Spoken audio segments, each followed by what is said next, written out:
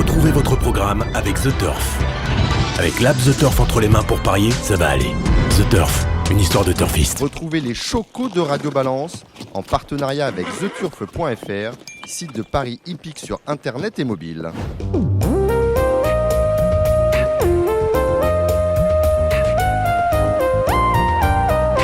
Bonjour, je suis Dominique Cordier, vous écoutez Radio Balance. Bonne année de la part de toute l'équipe, ils sont là. Nous sommes de retour au Cardinal, chez Ludo, porte de Saint-Cloud, Paris 16e. Dans cette émission, vous allez entendre beaucoup. Cédric Philippe de Paris Turf, il est là. Salut Cédric. Bonsoir Dominique, c'est toujours un plaisir. Jérémy Lévy, Equidia, Canal Turf, Gigi Turf, ici en Paris. Vous pourriez faire des rallyes auto avec plein d'autocollants. Hein. J'en avais pas beaucoup au début de l'été. Au début de l'été, il n'y en avait aucun. Mais là, j'ai tout garni. Bonsoir à tous. Il va finir par faire le Paris-Dakar. Hein. Nous retrouverons dans quelques instants. Ils arrivent, ils sont en chemin. Kevin Baudon et Alim Bouakaz du Parisien aujourd'hui en France.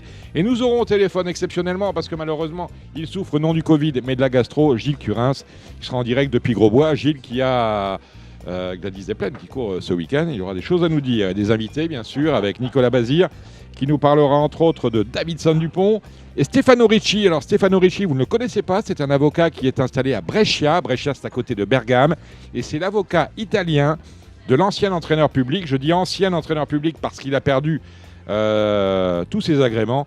Andrea Martialis, une interview exclusive à Radio Balance. L'actualité, vous l'avez vu sur les réseaux sociaux, c'est malheureusement la disparition d'un entraîneur de trotteurs que d'aucuns trouvaient sympathique. C'est Jean-Pierre Lecourt qui est décédé des suites d'une longue maladie. Il avait 61 ans, on pense à sa famille.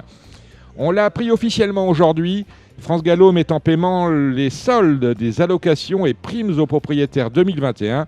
Cela sera fait la semaine prochaine. Je sais que vous voulez vous exprimer là-dessus. Laissez-moi terminer, mon cher Cédric. Toutefois, la société mère retient 5,4% sur les allocations pour les courses dont les nominaux gagnants sont supérieurs à 7 500 € en plat, 8 000 en obstacle. Quant à la prime aux propriétaires, elle subit un rabotage de 5,47%. Quand je dis rabotage, je suis poli. Comme chaque année, on est habitué désormais, depuis pratiquement que cette prime aux propriétaires existe.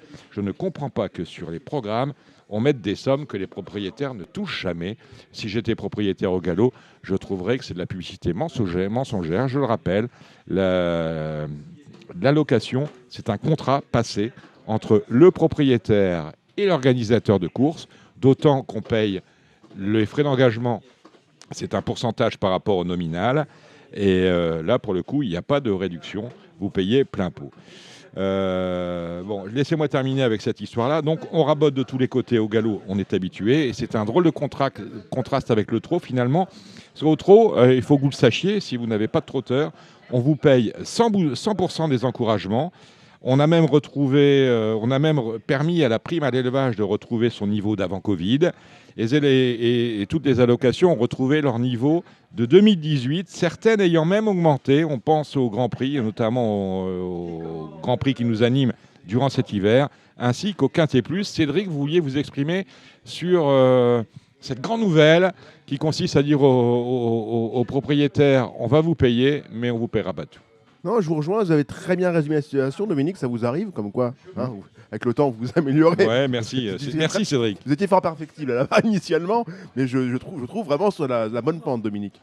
Objectivement, vous avez très bien résumé la chose. C'est que ce qui me dérange dans cette histoire-là, bon, outre le fait qu'on ne redonne pas la totalité des émoluments, ce qui me dérange de plus, c'est qu'on fasse payer des frais toute l'année durant sur des sommes qui ne sont pas justes. Je pensais qu'il y aurait au moins un rétropédalage, parce que c'est quand même très conséquent. Tout ce qui est forfait et engagement, à la fin de l'année, c'est quand même pas neutre. Et le fait de payer des frais qui correspondent, parce qu'on va quand même pas se mentir, quand vous payez quelque chose, c'est toujours fondé sur l'allocation payée. Donc vous payez, quand vous courez un prix de 8 000 €, vous avez donc des frais qui correspondent à une somme de 8 000 €. Alors qu'à posteriori, on ne vous paye pas sur les 8 000 €.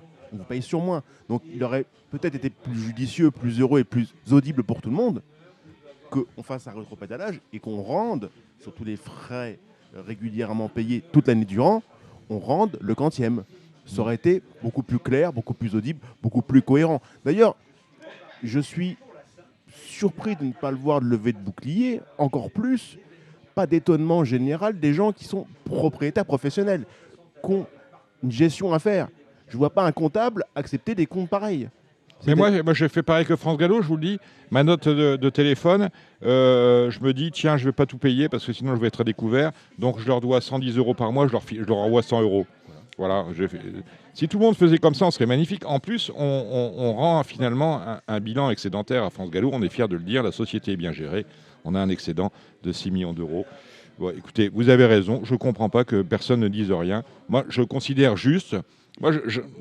Autant que les choses soient claires, qu'on baisse les allocations directement de 5%. Oui, voilà, ce serait beaucoup plus honnête. Et ce serait beaucoup plus... Parce que finalement, on a quelque part un site internet avec les gains des chevaux qui sont des gains virtuels pour certains. Oui, pour 5% sont des gains virtuels. De course parfois qui sont fermés à quelques euros près, des euros près que le cheval en vérité n'a pas touché, enfin que l'entourage n'a pas touché. Donc il y a beaucoup de choses qui sont... On n'est pas sur le Bitcoin, mais on est sur un truc quand même assez bizarre et sans doute une pente glissante. Et moi, si j'étais propriétaire au galop, je ne me laisserais pas faire sur cette affaire-là parce qu'encore une fois, la condition de course, c'est un contrat passé entre l'organisateur de course et celui qui participe, autrement dit, le propriétaire. Au PMU, on va parler de ça, il se passe des choses au PMU. Le recrutement est en route pour pourvoir le poste de directeur général ou directrice générale parce que Emmanuel Malcaz-Doublé, qui occupe cette fonction par intérim, s'active dans la coulisse pour être nommé à ce poste, ce qui est bien naturel. Mais son activisme n'est pas sans rappeler, ça va nous rappeler des souvenirs. Souvenez-vous, avant l'arrivée d'un certain Philippe Germont, il y avait Alain Resplandy-Bernard qui avait remplacé Xavier Hurstel. Et jusqu'au dernier moment, on avait fait croire à Alain Resplandy-Bernard qu'il serait le nouveau PDG du PMU. Et finalement, il s'était fait doubler in extremis par Philippe Germont. Ça, il ne l'avait pas vu arriver. Donc attention, mais en tout cas, le recrutement est en route. Je sais que les dirigeants des sociétés mères voient des gens et on ne devrait plus tarder maintenant, tout est relatif, à connaître le nom de l'heureux élu. Pêle-mêle, vous le savez, Éric Raffin est désormais le seul détenteur du record du plus grand nombre de courses gagnées en une année, 349 au 31 décembre 2021. Et il est bien parti. Et combien de courses gagnées, Éric? Une dizaine déjà. Pas loin. Je vais essayer de regarder ça tout de suite. Regardez ça, le trot. Mais en tout cas, il est parti sur les chapeaux de roue et ça fait plaisir de le voir. 9 victoires cette année. 9 victoires cette année. On est le 7, une par jour. On est plus d'une par jour. Voilà, plus d'une par jour. C'est ce qu'a dit son agent, qu'il allait en gagner une par jour en 2022. Mais Eric a réfuté, il a dit non, je vais me reposer cette année. Il va se reposer, bien sûr. Ils disent tous ça. Voilà. Mais non, on sait que lui, c'est un gourmand. Il n'a que 40 ans et tout l'avenir devant lui. À Marseille, c'est un exploit rare qu'a réussi Fabrice Vermeulen en gagnant 6 des 7 courses du programme. C'était mardi dernier à Vivo. Il est vrai que depuis la mise en examen de 3 membres de la famille Rossi, la concurrence est désormais moins féroce sur les bords de la Méditerranée. On serait peut-être presque tenté de dire, vu qu'il y a moins de chevaux et moins d'entraîneurs à Marseille, on a peut-être bien fait de leur supprimer les courses, Cédric Philippe. Mais je crois, Dominique, il y a 8 courses. Les 2 premières, il était confiant, il n'a pas gagné. Il y avait 8 courses. Il a gagné les 6 suivantes. C'est pas mal. Alors, au sujet de l'affaire Rossi, vous vous souvenez d'Olivier Ullmann, le marchand de bovins. Alors, lui, il était ancien propriétaire chez Charlet Rossi et il était convoqué mercredi, le 5 janvier, par le juge à Aix-en-Provence, après avoir été entendu au démarrage de l'affaire à Strasbourg, là où il habite, par la police des jeux. Alors, son rendez-vous a finalement été reporté par la juge à une date indéterminée. Le propriétaire a été prévenu le matin même par son avocat qui lui a dit « n'y va pas parce que le rendez-vous est annulé ». Il était embêté, Olivier Ullmann, il s'est dit « on n'est pas sûr, on vous dit le matin même ton rendez-vous que tu as à Aix, n'y va pas, ça ne va pas le faire ». Et finalement, il y est allé quand même, pour rien, parce que le rendez-vous était vraiment annulé. Et vous n'oublierez pas dans cette émission d'aller écouter sur nos supports habituels un autre programme, c'est le Making of, où Jérémy Lévy débriefe la qualif 5 des prix d'Amérique Récise de Turf, autrement dit le prix de Bourgogne qui avait lieu dimanche dernier, et qui esquisse ce que sera la qualif 6 dans 8 jours, autrement dit le prix de Belgique. Cédric Philippe, lui, nous donnera un aperçu de ce que l'on peut flamber sur les antépostes de The Turf. Au niveau de l'actu, j'ai rien oublié, messieurs? Non, je pense pas, non. On est pas mal. Vous avez été... J'étais à peu près concis. Tiens, on va accueillir Kevin Baudon qui est arrivé, qui s'est mis dans un coin là. Voilà. On le retrouve tout de suite. On va maintenant aller retrouver Nicolas Bazir. Autrement dit, vous êtes sur Radio Balance et c'est parti pour une belle émission. On salue Kevin Baudon qui est arrivé. Salut Kevin. Salut messieurs. Jérémy, vous êtes là. On est toujours là. Cédric Philippe est là. Alim Bouakaz, vous êtes là également. Alim Bouakaz du Parisien aujourd'hui en France. Salut les amis. Voilà. Et en ligne, nous avons Nicolas Bazir. Salut Nicolas. Bonjour à tous. Alors, une question nous taraude. Qu'as-tu pensé de la performance de Davidson Dupont dans le prix de Bourgogne? Ça s'est mal passé, bien sûr, mais... Ouais, ça s'est mal passé. J'ai pas eu mes aises en partant. J'étais à rien de taper dans une roue et mon cheval a préféré se raccourcir plutôt que de taper dans la roue. Après, derrière, on n'a pas vu grand-chose. Du coup, j'aurais préféré qu'il y ait une vraie course, mais tant pis, c'est comme ça. Est-ce qu'on va courir main ouverte dans le prix de Belgique? Oh, on va courir plus offensif, hein, Des ferrets? je pense. Des 4? De serrer derrière et plaquer devant ou des 4, je sais pas encore.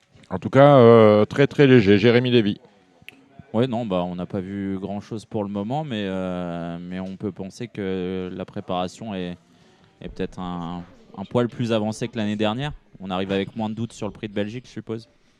Est-ce que pour toi, le cheval est dans le même état par rapport à l'année dernière? Tu le jugerais comment? Un peu en dessous, parce qu'il a malheureusement, comme nous, l'âge de ses artères. Pareil, légèrement au-dessus, tu le jauges comment? Non, un peu pareil. Le cheval, il a toujours envie d'aller. Il n'y a pas de souci là-dessus. Donc, non, il devra encore être compétitif cette année. Donc pour toi, c'est un cheval qui a sa place sur le podium, autrement dit dans les 3 premiers. Oh oui, D'accord. Et c'est toi qui, bien sûr, évidemment, c'est toi qui le driveras. je pense, oui. Il n'y a pas de souci là-dessus. Maintenant, il est entraîné par Nicolas, d'ailleurs. Hein. Comment vous organisez, justement, avec...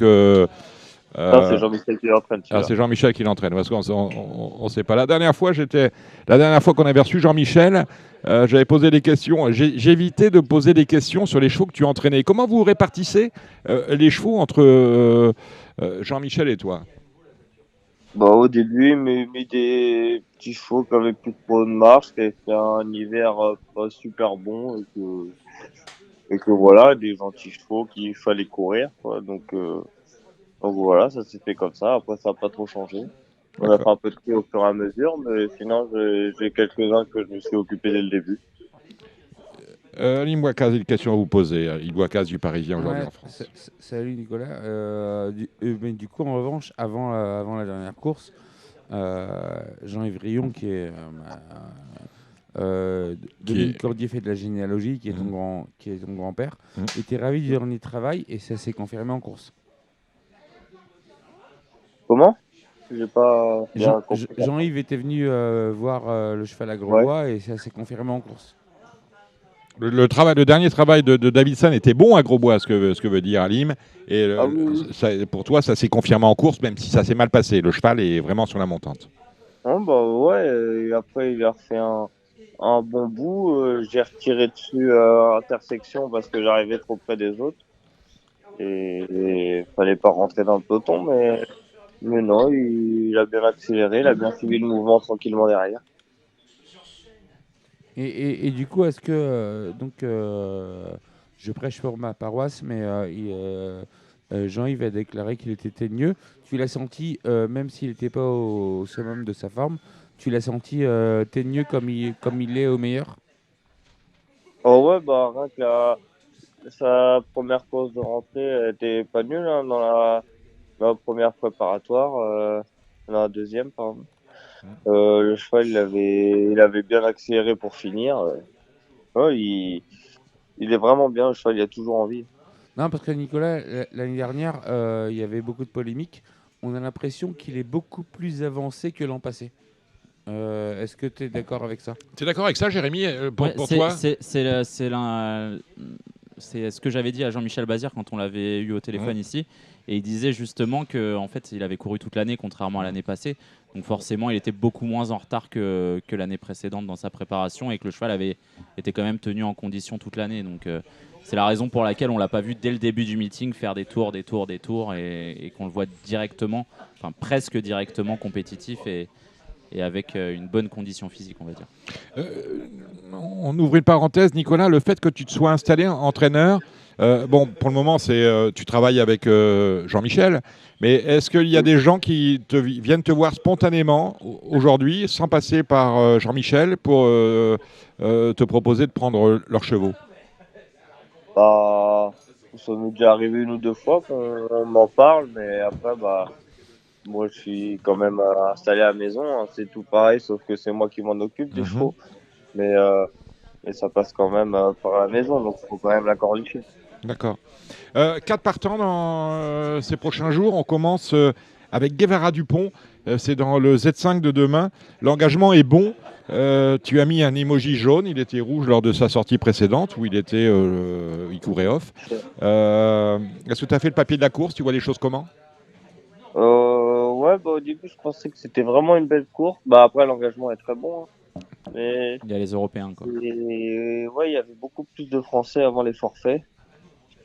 On a beaucoup qui sont enlevés à 2 jours des partants. Et Donc, finalement, ça s'est totalement inversé. On a plus d'étrangers que de Français pratiquement. Je parle des Français bah qui ouais, ont des chances. bah ouais, parce qu'au début, même les chevaux comme Armour et Aura, ils étaient loin. Donc maintenant, je pense que du coup, ces chances sont un tout petit peu revues à la baisse par rapport à l'opposition. Mais en tout cas, je doute pas de mon cheval. Il est très bien. Il n'y a pas de souci. Maintenant, il commence à plus avoir de marge, mais il donne toujours le maximum. Pour toi, son meilleur classement possible à ce niveau-là, c'est lequel? Oui, il devrait rentrer dans les 3 premiers avec une bonne course. Il devrait être capable de rentrer dans les 3. Alim Bouakaz. Nicolas, j'ai eu le patron au téléphone, à savoir ton père. Il me dit tous les chevaux de l'écurie ont une bonne chance, mais en gros, ça va être une bataille Goupe contre Bazir. On a 3 groupes et 3 basirs. Ouais, c'est un peu ça. Bah, après, je pense que la meilleure chance des groupes, c'est l'autre, là. Comment il s'appelle? Rotate. Moi, je dirais Tabasco Ouais. CD. Moi, j'ai Tabasco Ouais, CD, ouais. oui. Non, et Jean-Michel justement m'a dit Tabasco CD, il a craint beaucoup. Je pense Alors que Burn Goop Préfère Rotate. préfère Rotate. Ouais. Mais moi, Rotate, j'ai pas mis dans la Je sélection. préférerais Tabasco CD. Ouais, Tabasco, après, voilà, il est parti au galop la dernière fois. Et par exemple, Nicolas, tu le situes comment, Guevara, par rapport à un cheval comme Armour? Bon, je pense que Armour aurait un peu plus de classe. Mais il répond pas toujours présent par Il a rapport à plus de Guevara. caractère? Ouais. Il a du Parce que tempérament. l'autre coup, j'aurais été là la dernière fois, hein. J'aurais pas été ridicule. Ok, ah oui, c'était Ouais, bon. une grosse course en plus. Ah ouais, j'aurais pu être 3/4e, je pense. Ah oui. Dimanche, il sera au départ du Prix de Lille avec Kalina. Course préparée, Bah, non? ouais. Bah ouais, elle avait pas de belle course. C'est pour ça qu'elle a fait une course gentille avant. Parce qu'il y avait un peu de temps entre les deux. Ça lui a fait du bien. Maintenant, la jument elle est sur 2100, ce qu'elle préfère. On a tapé un numéro un petit peu en dehors. Mais si on arrive à faire plus de 150 mètres en partant et réussir à trouver une bonne place, euh, elle sera très compétitive. On va saluer Guillaume Covès. Dans la même course, tu présentes Fréja Dupont. Tu as mis un rouge sur le site Le Trot, un emoji rouge. Tu l'as confié à Franck Ouvry. On fait quoi avec Fréja? Ferré. Oui, non, mais voilà. Les gens la regardent parce que là, c'était avant le coup, c'était pas un superbe engagement. Mhm. Elle aura une course où elle sera mieux placée au gain le 22 janvier. Le 22 janvier, donc c'est la course visée, oui. On peut parler aussi de Fedo Seven, que tu connais très très bien, qui est sous l'entraînement de ton père, mais que tu as eu l'occasion de driver à plusieurs reprises.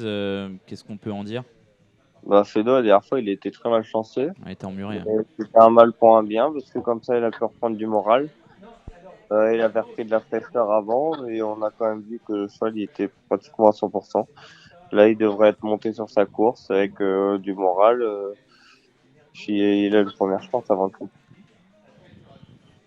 Ouais, et puis du coup, Kalina, Fedo, et puis qui est le quatrième de Il y a Victor de- Ferme, de la mais il est maison. ferré. Donc. Victor Ferme, pareil, qui a déçu 2 fois. Mais du coup, en revanche, on va en profiter, Nico, dans les pas les semaines, parce que dans la famille Bazir, on voit pas à long terme. Dans les jours à venir, à partir de la semaine d'après, est-ce qu'il y a des bonnes cartouches dans l'écurie? Bah, le, le lundi, il y aura Tajossin où c'est encore tout ou rien avec elle. Je Ah ouais, pense- qui est bien engagé avec le 13. Ouais. Qui est bien engagé, ouais. Ouais. Ouais, il y a Ouais, eu.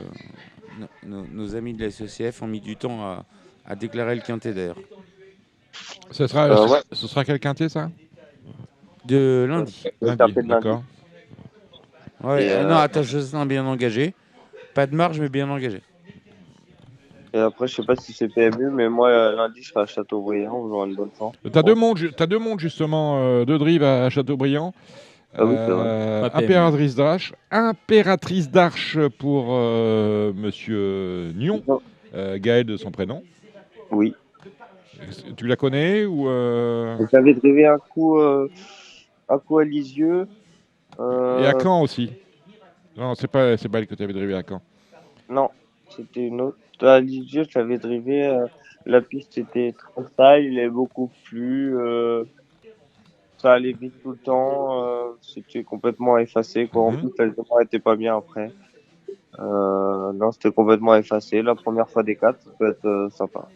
Ça peut être sympa. Et on a également dans le prix de Normandie, là pour le coup, pour Jean-Michel, c'est Gribouille. Ça devrait bien se passer, Gribouille quand même. Bah ouais, il n'y a pas l'air d'avoir grand chose devant. Si on se fait bien ramener, ça peut être sympa. Ça va lui faire du bien de voir autre chose que Vincennes, je pense. Mhm. Non, avant le coup, je pense qu'il a une première chance. Et tiens, Nicolas, je vais en profiter pour te demander. J'avais entendu que Jourdam Seven allait peut-être être castré dû à son caractère. Et du coup, il a peut-être gagné le droit de rester entier lors de sa dernière victoire. Il court dimanche, justement, dans un groupe 2. Bah ouais, faut voir, parce qu'après, non, ça va s'occuper, il est assez gentil tout ça, mais pour entraîner à courir, Il en a était besoin vraiment question de le castrer? Non, moi, il m'en avait pas parlé personnellement. Mais ouais, il est pas facile à cerner celui-là. Mais c'est un bon petit cheval. Nicolas, tu viens juste de passer 20 ans. Tu te retrouveras au Prix d'Amérique, si tout va bien, au sulky de Davidson Dupont. Très franchement, je vais te poser la question brute de fonderie. Ton père est l'entraîneur. Ton grand-père et ta maman sont copropriétaires de Davidson par rapport à l'élevage Dupont. C'est une pression pour un jeune garçon comme toi assez exceptionnelle. Comment tu la vis, comment tu la gères? Ou d'abord, est-ce que tu la gères? Est-ce que tu la vis mal ou est-ce que tu n'y penses pas du tout? Oh non, ça va. Bah maintenant, on a un peu de temps avant la belle, donc j'y pense pas du tout pour l'instant. Mais bon, c'est sûr que ouais, ça ferait plaisir de faire plaisir à tout le monde. Jean-Michel, il t'a dit quoi après le Prix de Bourgogne quand tu as été disqualifié? Bah, rien. C'est juste que ce qui était embêtant, c'était ça, il s'était fait un petit peu mal, une petite atteinte, mais ça a l'air de pas être trop méchant. D'accord. Donc non, rien de spécial, parce que ça lui est arrivé à lui plusieurs fois avant. Ça lui est arrivé à lui plusieurs fois. Une dernière question à Nicolas. Kevin Baudon, vous ouais, a pas peut-être, entendu? Sur Nicolas, on entend, il est très cool, Nicolas. Il a pas de pression. On sent que voilà, il vit les choses simplement et ça sera une de ses forces au sulky parce qu'il va prendre de l'ampleur au niveau de l'écurie et sans doute ailleurs parce qu'il drive, comme il a dit, pour l'extérieur. Mais voilà, pour 2022, est-ce qu'il a un objectif de victoire? Évidemment, et peut-être pas encore des gros chiffres, mais voilà, est-ce qu'il va se lancer un petit défi sur une année? Voilà, est-ce qu'il y a un compte de victoire qui compte atteindre pour cette année 2022? Oh, pas plus que ça, non, parce que maintenant, par rapport à tout le monde, j'ai pas d'agent, donc je fais essentiellement les. T'as plus d'agent? Non, depuis l'hiver dernier. D'accord. T'en cherches pas, justement? Ah, parce qu'il y a des... Non, pas moi. Ah, bah, Pas non. moi, ça Non, m'intéresse parce pas. qu'on a des noms. Hein, Mais j'ai des amis que ça peut intéresser. on a des listes. Hein. Non, pour l'instant, j'en cherche pas. J'essaye plus de. Non, les gens qui ont envie de m'appeler, ils m'appellent, et puis voilà. Non, mais pour rester sur ce sujet, Nicolas, tu es le fils d'une légende du trot, et ça, tu le sais. Alors, je sais pas si tu aimes le foot ou si tu aimes d'autres disciplines. Jordi Cruyff a été complètement écrasé du fait d'être le fils de Johan Cruyff. Et toi, tu t'en es bien sorti au quotidien, même si donc du coup aujourd'hui tu t'es fait un prénom. Mais comment ça se passe pour toi au quotidien en étant le fils du patron, quoi? Bon, bah, ça va, il n'y a aucun problème. Faut bien le Toujours prendre, zen. Oh, toujours zen. Bah oui, Ouais. pas lieu. C'est un peu le secret, hein, en réalité. Hein. Quoi? C'est un peu le secret. Il n'y a pas de souci à se faire. Plus tu te fais super, ça va être. Hein, non. Et on vous retrouve, Nicolas, vous êtes ambassadeur pour cet hiver de Canal Turf, il faut le dire. Oui. Voilà qui a dit. Nicolas, vous avez pas fait une vidéo sur Gigi Turf par hasard? Si, on l'a croisé sur Gigi Turf aussi. Hein. Il est partout, Nicolas, vas-y. Ouais. Non, parce que j'ai un monsieur en face de moi là qui sourit, qui vous apprécie particulièrement. Nommé Jérémy. Voilà. Ah oui. Au moins, c'est dit. Ah bah écoutez, Nicolas, merci d'avoir... Oh là là, ça casse un verre. Pas grave. Nicolas, merci d'avoir passé ces quelques minutes avec nous. Elles ont été extrêmement instructives, notamment sur tout ce qui concernait Davidson Dupont, et puis la manière dont vous voyez votre métier et votre relation avec Jean-Michel, qu'on salue. Ce que je vous suggère, c'est, nous sommes au Cardinal Porte de Saint-Cloud, c'est pas très loin. Lorsque vous rentrez de la campagne, passez nous voir un vendredi soir. Ouais, ça marche. Ouais, D'accord. c'est rare.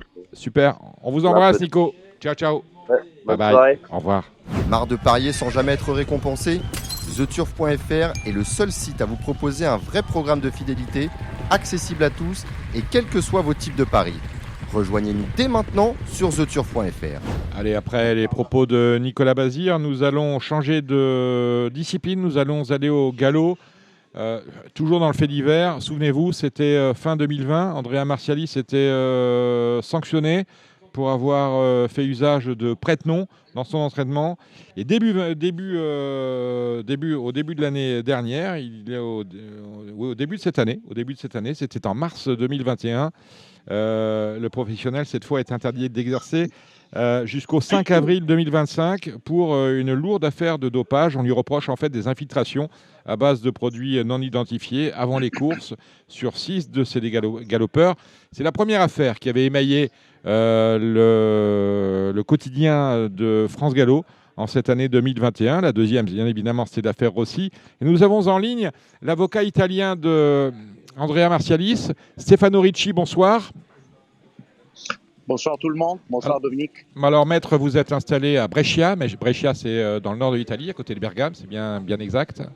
Non, je pense que vous parlez d'une homonymie. Je suis à Rome. Je suis à Rome. Vous êtes à Rome. Mon bureau est à Rome. Oui. D'accord. Mais je défends Marcialis avec une confrère française qui s'appelle Jennifer Alter, une bravo avocate très préparée qui a son siège à Strasbourg.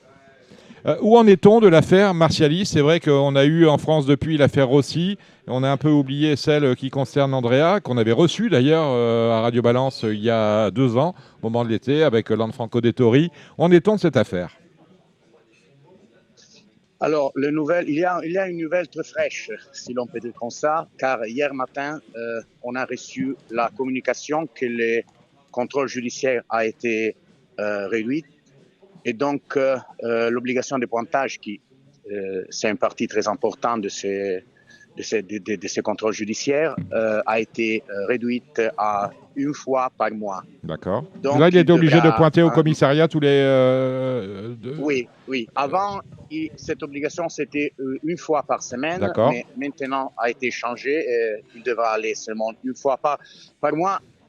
Ceci représente vraiment petite victoire. Et le juge instructeur a vu que Marcialis a observé scrupuleusement toutes les obligations. Il a payé l'argent qui nécessitait pour rester en liberté. Et puis il avait une caution de 120 000 euros de mémoire. Oui. Caution de 120 000 euros. Une somme très, très, très lourde qu'il a payé avec des sacrifices très grands, mais il est réussi. Et maintenant, Andrea, il a commencé à travailler comme courtier avant. Et puis, il y a quelques mois, comme dans le débourrage et le pré-entraînement des pollens, des polaires. Dans avec un l'arrière-pays entraîneur. de Deauville, chez Lara Kovenko, hein, nous sommes d'accord. Oui, Mm. oui, ça va. C'est si. L'enquête pénale criminelle, elle suit. Le 13 de janvier, on amènera Andrea au tribunal de Senlis pour un autre interrogatoire avec l'instructeur. Nous avons beaucoup de choses à dire car nous pensons que cette enquête est partie sur la base de quelque chose de très étrange. Il paraissent l'accusation anonyme de Dantès dans les contes de Monte Cristo de Dumas, quelque chose de fumeux. Et donc, nous pensons avec mon confrère que nous avons de bonnes chances pour démontrer au juge pénal que la situation, c'est pas celle qui ont été racontées. Il ne s'agit pas de faire du victimisme, mais d'avoir quelque chose à démontrer de vraiment lourd, de vraiment logique, et que peut convaincre le juge au moins d'une réduction de la responsabilité des Maxialis. C'est-à-dire que vous dites, ce qui arrive à André Macialis, c'est à la limite injuste dans le sens où ça ne repose sur aucun fait, seulement sur une dénonciation. Anonyme, bien sûr. C'est ça que vous dites. Oui, c'était anonyme. Tout est parti, si vous pouvez lire la décision de France Gallo, la première, la plus importante, qui a été appelée. Il y aura un procès administratif au tribunal administratif J. Pontoise. Et elle est partie tout par cette... comme je peux dire en français, par cette l'enquête est partie de cette signalation de dénonciation, de l'homme qui, oui, dénonciation, pardon, dénonciation d'un homme qui a vu Macialis avec quelque chose de similaire à une seringue, avec des liquides qu'il est entré. Voilà.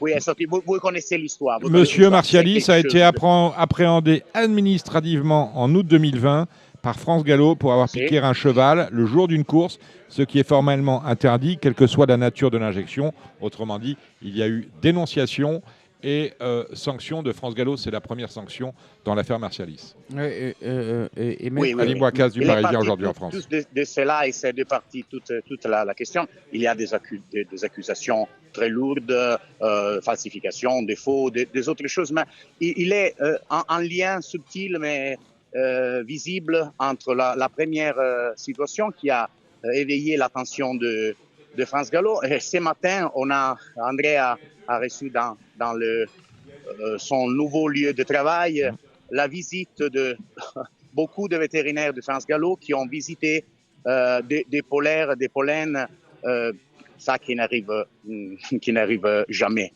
J'ai parlé avec le chef de vétérinaire qui m'a tranquillisé cet après-midi sur la normalité de cette procédure. Et donc, il faut aller avant et marcher vite pour chercher de démontrer l'innocence d'Andrea.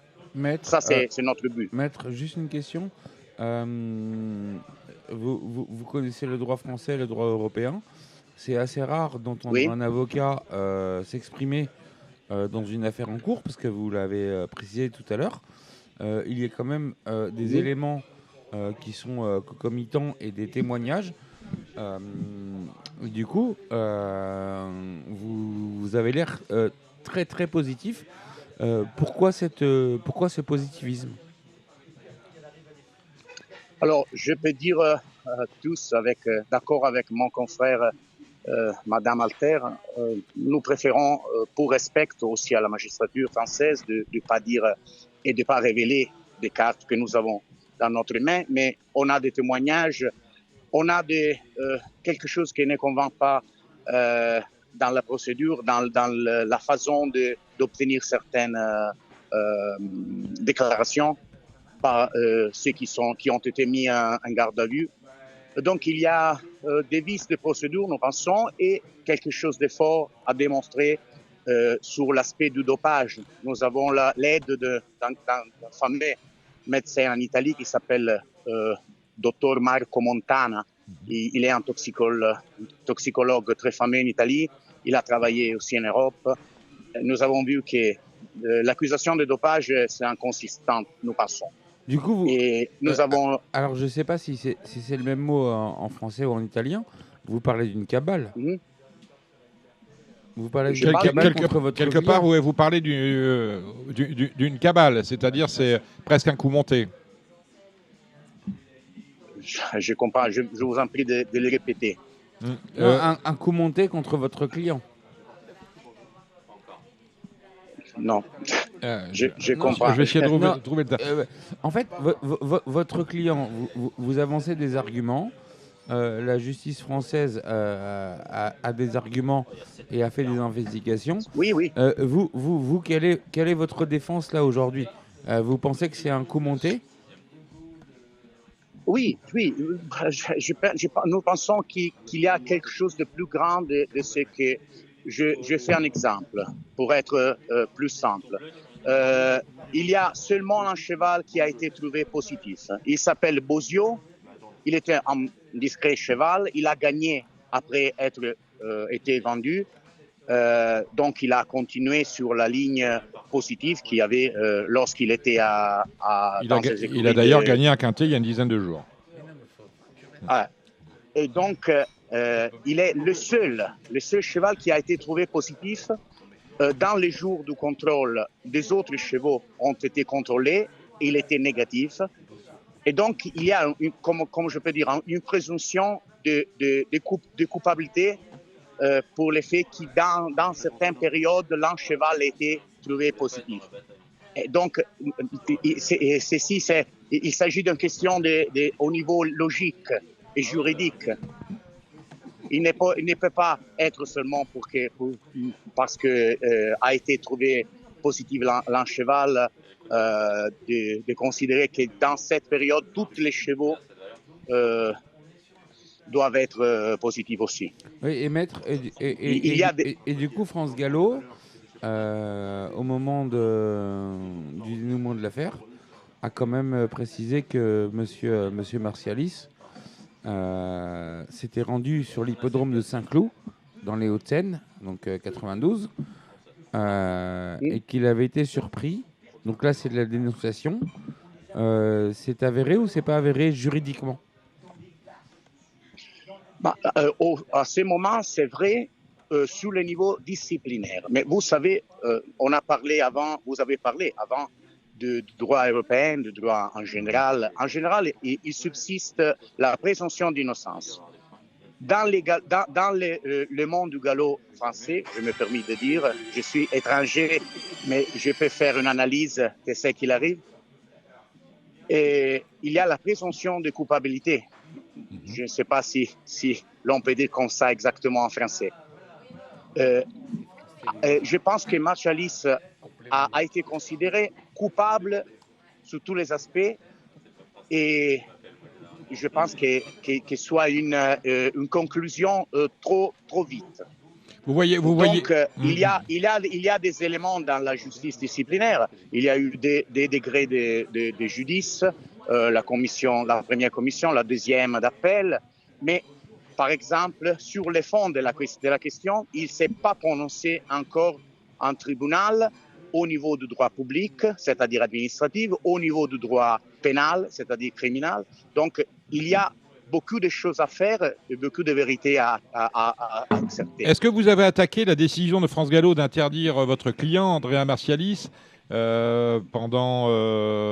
jusqu'en 2025, d'interdiction d'entraîner? Est-ce que vous avez attaqué cette décision-là devant la justice administrative française, justement, maître? Oui, en vérité, cette décision a été attachée par le précédent avocat qui s'appelait Maître Clavé, qui a attaché cette décision et a demandé un référé suspension, c'est-à-dire un préveniment cautelaire de suspension immédiate de la décision de France Gallo, mais elle n'a pas obtenu le fond de la décision, c'est-à-dire la situation en général en profondité. Elle viendra en profondeur. Elle viendra examiner par ce tribunal de Cergy-Pontoise. Je ne me rappelle pas la date, mais Donc je c'est pense, le tribunal administratif dans de quelques mois. Cergy-Pontoise qui déterminera Et du coup, le bien fondé de la décision de France Gallo d'interdire votre client jusqu'en 2025. Alim Bouakaz. Et maître, deux dernières questions de ma part. Avant même l'intervention de la police, il y avait beaucoup de questions concernant votre client. Il y a beaucoup de rumeurs. Voilà. Rumeurs, Donc il n'y a pas de fumée sans feu. Mais donc ça c'est ma première interrogation. Mais surtout, que devient-il ? Que devient-il ? Parce que nous participons à un débat où c'est beaucoup de parieurs qui avaient joué sur ces chevaux ou qui avaient joué contre ces chevaux. Et donc voilà. Comment ça s'est passé et que devient-il ? Alors, l'interrogation du 13 de janvier, la prochaine, sera la deuxième. Déjà, le 5 octobre, il a été écouté. Il a bien si l'on peut dire comme ça, bien répondu. Il a expliqué non, mais il est où il est choses. Où Maître, il est où ? Ah, oui, le tribunal de Senlis. Cour d'appel d'Amiens. Et il a expliqué ce qu'il pouvait expliquer. Dans ce moment-là, l'instructeur a fait des demandes. L'instructeur ne comprend rien ou très peu de la spécificité du monde du galop, du monde du dopage. Il connaît ça et il cherche de comprendre si l'enquête pourra être apportée avant davantage. Et donc, il a répondu cette fois. Elle a été amenée là par mon confrère. Et la même chose qu'il y aura dans le deuxième interrogation le 13 de janvier. Et donc, nous voulons poursuivre sur cette ligne d'expliquer spécifiquement avec des textes de littérature toxicologue et médicale quel est le vrai. Il n'y a pas de cas de dopage, à l'exception de celui de Bozio, qui est explicable sous le profil de la substance utilisée, mais qu'il n'y a pas Mettre une dernière question. Mettre une dernière question. Bozio, j'en termine avec ça, c'est le seul cheval qui a été contrôlé positif par rapport à ceux qui ont été mettre une dernière question. Bozio, qui est passé chez Frédéric Rossi. Si. Je ne sais pas. Qui a été proche de Jessica Marcialis. On va garder le même nom de famille. Et du coup, est-ce que pour vous, les affaires sont totalement différentes et parce que c'est quand même un lien familial. Oui, je pense que c'est très suggestif. Pour moi. Mais c'est une question importante parce que nous, en France, on voit arriver l'affaire Marcialis. Ensuite, on a l'affaire Rossi. Dans l'affaire Rossi, il y a Jessica qui est la sœur d'Andrea. Et dans l'esprit des gens, c'est vrai qu'il y a une confusion qui peut se faire entre eux. Puis on a même les chevaux, puisqu'on a Bozio qui était chez Andrea et qui se retrouve chez Frédéric Rossi. Permettez-moi un petit peu d'ironie. Rossi, c'est un nom italien. Il y a un troisième. C'est pas une preuve, mais un indice important. Non, je fais des mots. Mais je veux dire ça, qu'il n'y a pas de lien entre ces cas-là. Ce sont des affaires indépendantes qui n'ont rien à voir l'une avec l'autre. Oui, ce sont des affaires complètement indépendantes. Certainement, je pense que c'est très suggestif. L'idée que les liens parentaux entre Andrea, sa sœur, mais et la femme, il n'y a pas de couple à penser ça, mais ce sont des cas complètement indépendants et personne n'a jamais soutenu jusqu'ici, jusqu'à ce jour. Nous n'avons pas eu de communication de la magistrature.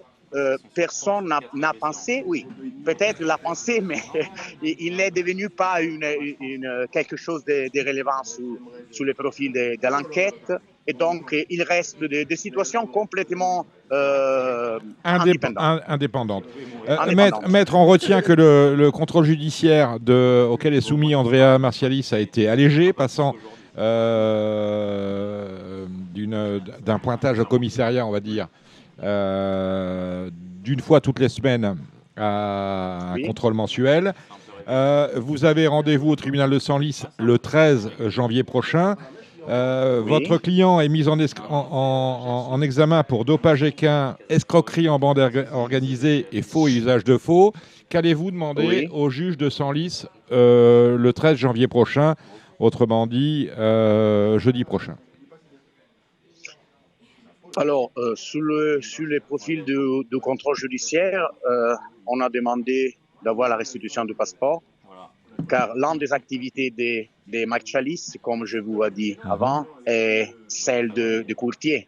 Donc, pas maintenant, car il n'y a pas des enchères, je ne sais pas comment on dit en français. Des ventes aux enchères. Des ventes, voilà, merci.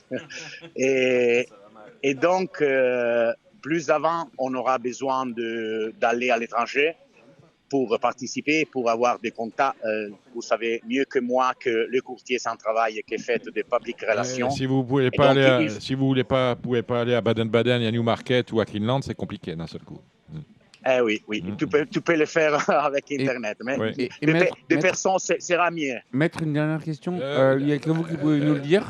Attends, comment va votre client? Non, je voudrais répondre à la précédente question. Ce que vous allez demander le 13 janvier, c'est important.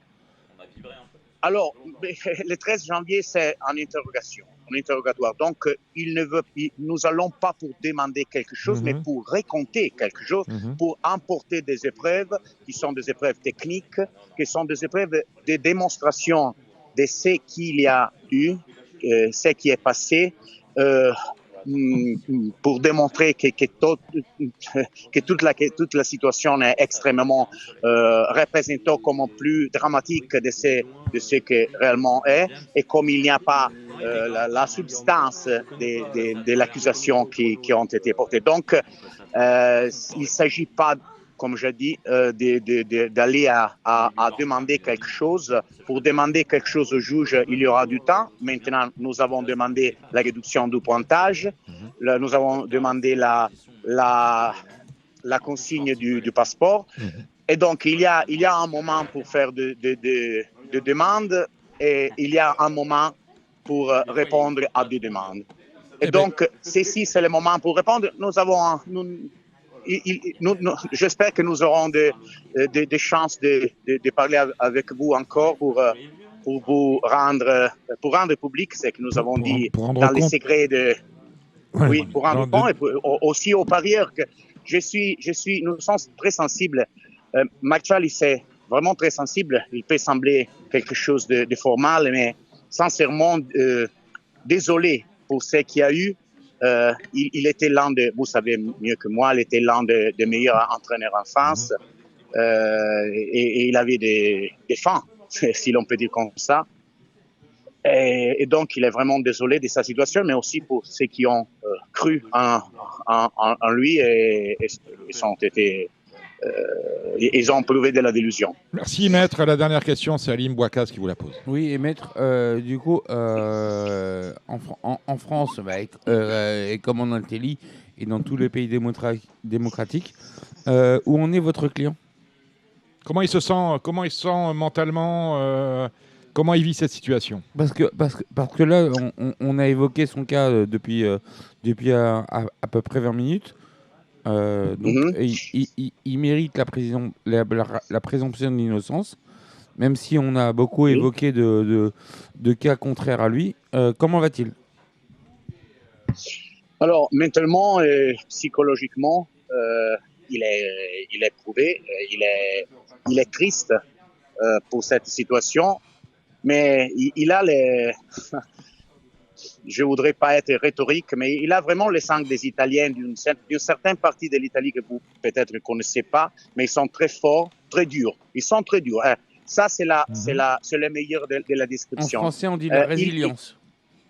Oui, l'italien, c'est la même chose. Résilience, c'est le mot. Il y a beaucoup de cette résilience. Donc, on fait des confrontations, on fait des réunions avec Maître Alter, avec moi, presque tous les jours. Il y a tous les jours, il y a quelque chose de nouveau à parler, quelque chose de nouveau à affronter. Et donc, il y a cette double sentiment. L'un des tristesses, des recherches de démontrer qu'il est innocent, mais avec la résilience et la force que j'ai découvert être typique de lui personnellement et que je connais car je suis italien. Donc je connais la psychologie sociale et ethnique d'une certaine partie des Italiens, de celle partie de laquelle vient la famille d'Andrea. Ouais, Dominique va m'engueuler, mais votre client a fait du mal à l'Italie. Ben, jusqu'à ce moment ici, si nous croyons, comme je crois et comme je l'ai dit avant, à la présomption d'innocence, que c'est le principal de tous les ordonnements mondiaux de justice, je pense qu'il n'a fait rien à l'Italie. Il doit démontrer, mais au contraire de ce que l'on pense dans les systèmes démocratiques que vous avez cités avant, c'est l'accuse qui doit démontrer la responsabilité. Il appartient à Oui, l'accusation. c'est le principe. Donc, je peux dire que jusqu'à ce moment, c'est France Gallo qui a fait du mal à l'Italie. Eh bien, voilà qui est Ça, dit. je me sens de dire ça. Voilà. Que c'est ça, si nous parlons sur ce niveau du campanilisme, je ne sais pas s'il existe ces mots en France, ou des nationalismes, je pense que jusqu'à ce moment-ci, c'est France Gallo qui a entrepris une guerre contre Marchalis. La magistrature pénale, c'est une chose différente. Je pense que c'est quelque chose de plus sérieux.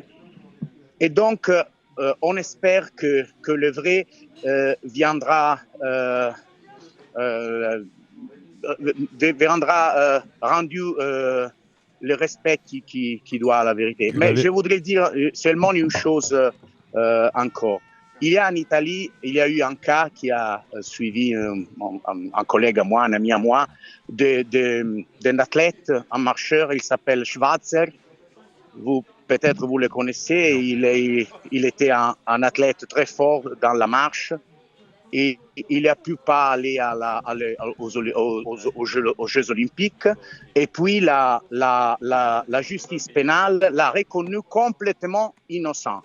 Pour la justice disciplinaire de la fédération italienne, il était un criminel. Alors, je vous laisse... Non, mais maître, c'est pour ça que depuis tout à l'heure, on a toujours dit que votre client était toujours présumé innocent. C'est le droit français, c'est le droit français, c'est le droit des pays démocratiques. Tant qu'on n'est pas condamné, on est innocent. Merci, maître Stefano Ricci. Vous êtes l'un des deux avocats. Je vous remercie. L'un des deux avocats d'Andrea Marchalis avec Maître Alter en France. Vous êtes installé à Rome. Un dernier mot ? Oui, je voudrais dire seulement une chose pour en conclusion. J'ai lu dans la presse française et sur le web qu'il y a un mouvement d'opinion qui se soulève par l'initiative des confrères qui défendent des autres jockeys, des autres entraîneurs. Aussi bien, j'ai lu la déclaration de l'avocat de Rossi, de frère Rossi, de la famille Rossi. Je pense qu'il faut travailler pour que le concept de supprimer l'entraîneur qui a trompé, qui a commis des erreurs, ne marche plus. Il faut travailler, je pense, surtout vous qui opérez dans l'information, dans la communication, pour ouvrir une thème, ouvrir une table pour parler de ça. L'entraîneur, dans le cas de Marchalis, nous avons vu que l'entraîneur qui est convaincu d'être coupable est complètement supprimé. Ne peut pas exister. Il ne peut faire rien, presque rien. Nous avons obtenu de faire les courtiers et de faire les pré-entraînements, de s'occuper des pré-entraînements. Vous avez dû demander l'autorisation pour qu'il puisse faire du courtage et du pré-entraînement ? Oui. D'accord. Que le juge vous a accordé. Non, c'est pas le juge, c'est France Gallo qui l'a accordé, mais puis tous les jours elle envoie un contrôle et donc la pression sur cet homme est toujours la même. Et toujours importante. Il faut Oui, c'est toujours important. Et il est difficile de travailler, je pense, pour chacun de nous, de travailler avec cette lumière toujours sur la tête. Cette épée de Damoclès. Oui, je pense Je sais pas comme comment ça. vous dites en Je vous Italie, l'épée remercie. de Damoclès. En tout cas, à très bientôt, maître. Vous êtes le bienvenu dans Radio Balance. Je vous remercie. Au revoir. Allez, après la partie débat, nous allons passer à la partie galop avec 2 réunions de galop le samedi rapidement. Cédric Philippe, parce que le galop l'hiver, c'est pas exactement le galop. On va aller à Pau, où on saute et on galope justement. On fait sauter ou on a du mixte? On va surtout sauter. On va surtout Mais sauter. on va aussi galoper. Bon, ok. Donc samedi, la première, c'est une course d'anglo-arabe assez limpide avant le coup. Le 2, Fira, fait office de bonne favorite, auquel on oppose le 3, Ligne de Verdun, et le 4, Hawaï de la Bruni. Ça devrait être à peu près ça, mais c'est pas très amusant. La deuxième, c'est un cross qui me plaît bien. J'aime beaucoup Parc Monceau, qui a fait une rentrée très discrète, mais dans un sport qui n'était pas le sien. C'est un vrai cheval de cross. Et la pluie qui est tombée dans la région paloise va jouer en sa faveur. Donc je pense qu'il peut renouer avec le cours des bons résultats ici. Je lui oppose le 4, Jocrac à la Motte. Et le 3, Parc de Belleville, pour une 3 à 4e place pour les jeux combinés. La troisième course, j'aime bien l'As Speakeasy et le 5, Contre-Ordre. J'aime beaucoup Contre-Ordre, tu dois pouvoir enlever une épreuve de ce genre. La quatrième course, je crois le 402, Cortez Bank, capable d'ouvrir son palmarès ici. Le pensionnaire de Jean-Claude Rouget sera favori. Mais pour moi, ce n'est pas un grand courageux, c'est plus un cheval cantonné aux accessibles plutôt qu'au succès. Voilà pourquoi je préfère le 402 Cortez Bank. Le 503 Freelord d'Anjou est un cheval estimé. Geoffrey Ray dans la colonne de Paris Turf en a dit le plus grand bien. Voilà pourquoi il mérite crédit selon moi. La 6e, c'est une course, il y a du pic et du carreau avec beaucoup de rentrants et pas de chevaux avec beaucoup de titres. Voilà pourquoi je vous invite à ne pas jouer à moins de savoir quelque chose, ce que je ne sais pas pour le moment. La 7e course, j'aime bien le 2 Super Cute et le 8 Narvez, dont j'avais dit le plus grand bien dernièrement, qui a été battu de très peu après 30 contre 1. On va bien sûr s'abonner sur ses chances. Et dans la 8e, le 806 Fuchsia me plaît beaucoup. On a quand même envoyé Jackie Nicolo, quand on s'appelle François Montfort, à Pau spécialement pour cette course-là. C'est pas sans raison. François Montfort est vraiment très confiant. Ça seulement du week-end. Hein. Voilà. Et voilà, c'est quand même un déplacement conséquent depuis Senon. Voilà pourquoi le 6 Fuchsia me paraît très bien. J'oppose le 2 Azurazwell, Charles Gourdin, entraînement sur place, beaucoup de titres, et associé à une jeune femme qui monte bien. Et là, pour une énorme connerie, j'aime bien le 8 Untitled. La cavalière, je la connais fort peu, mais son avance de la course est bonne. Et c'est un cheval qui peut tout à fait pimenter les rapports des jeux combinés. On migre à Deauville. On migre à Deauville, 9 courses. Hein. 9 courses, en semi-nocturne, voire en nocturne. Hein. On a l'avantage d'avoir de la lumière à Deauville. La première, j'aime bien le 5, Gordon Break, qui pour moi est la bonne base de la course. Je lui oppose le 6, Floating Mulligan, qui effectue une rentrée, mais qui avait très bien débuté. Comme vous le voyez, je suis offensif et audacieux. Je ne suis pas là pour vous parler des chevaux à 2 contre 1, ça ne m'intéresse pas. La deuxième course, j'aime bien le 4 Mexican Rim, le 7 Tibet, le 4 Titan, le 15 Always Vive et le 16 Manzano pour les jeux combinés si on va faire un multi ou peut-être un pic 5. Je ne sais pas trop ce qu'est l'offre de Paris, mais il y a au moins multi. La troisième, l'As Lady Fantasia fait office de bon point d'appui. Maintenant, c'est une jument qui peut trouver la distance un peu longue. Elle peut être battue par le 2 Iska ou le 9 Confide Queen. La quatrième course, j'aime bien le 4 Mona Lisa Klaxon, le 6 Eman et le 9 Pisorno. Mais il faut vraiment avoir envie de jouer pour jouer cette course-là parce que c'est quand même une course fort ouverte. La cinquième course, dans laquelle le favori sera évidemment le cheval monté par Aude Duporté pour Daniel Emelé. Aude Duporté, on va d'ailleurs saluer son agent et surtout souligner le fait qu'elle aura été la dernière joquette à se mettre en selle pour Alain Droyer-Dupré. Batuné. Donc le 514. Donc Yemaka me paraît imperdable, Kevin Baudon. Pas sympa ou La cinquième. Ah, c'est vrai que c'était imperdable. Ça s'est pas bien goupillé, dirons-nous. Ça s'est pas bien goupillé. La cinquième course, donc ça me paraît être un bon point d'appui.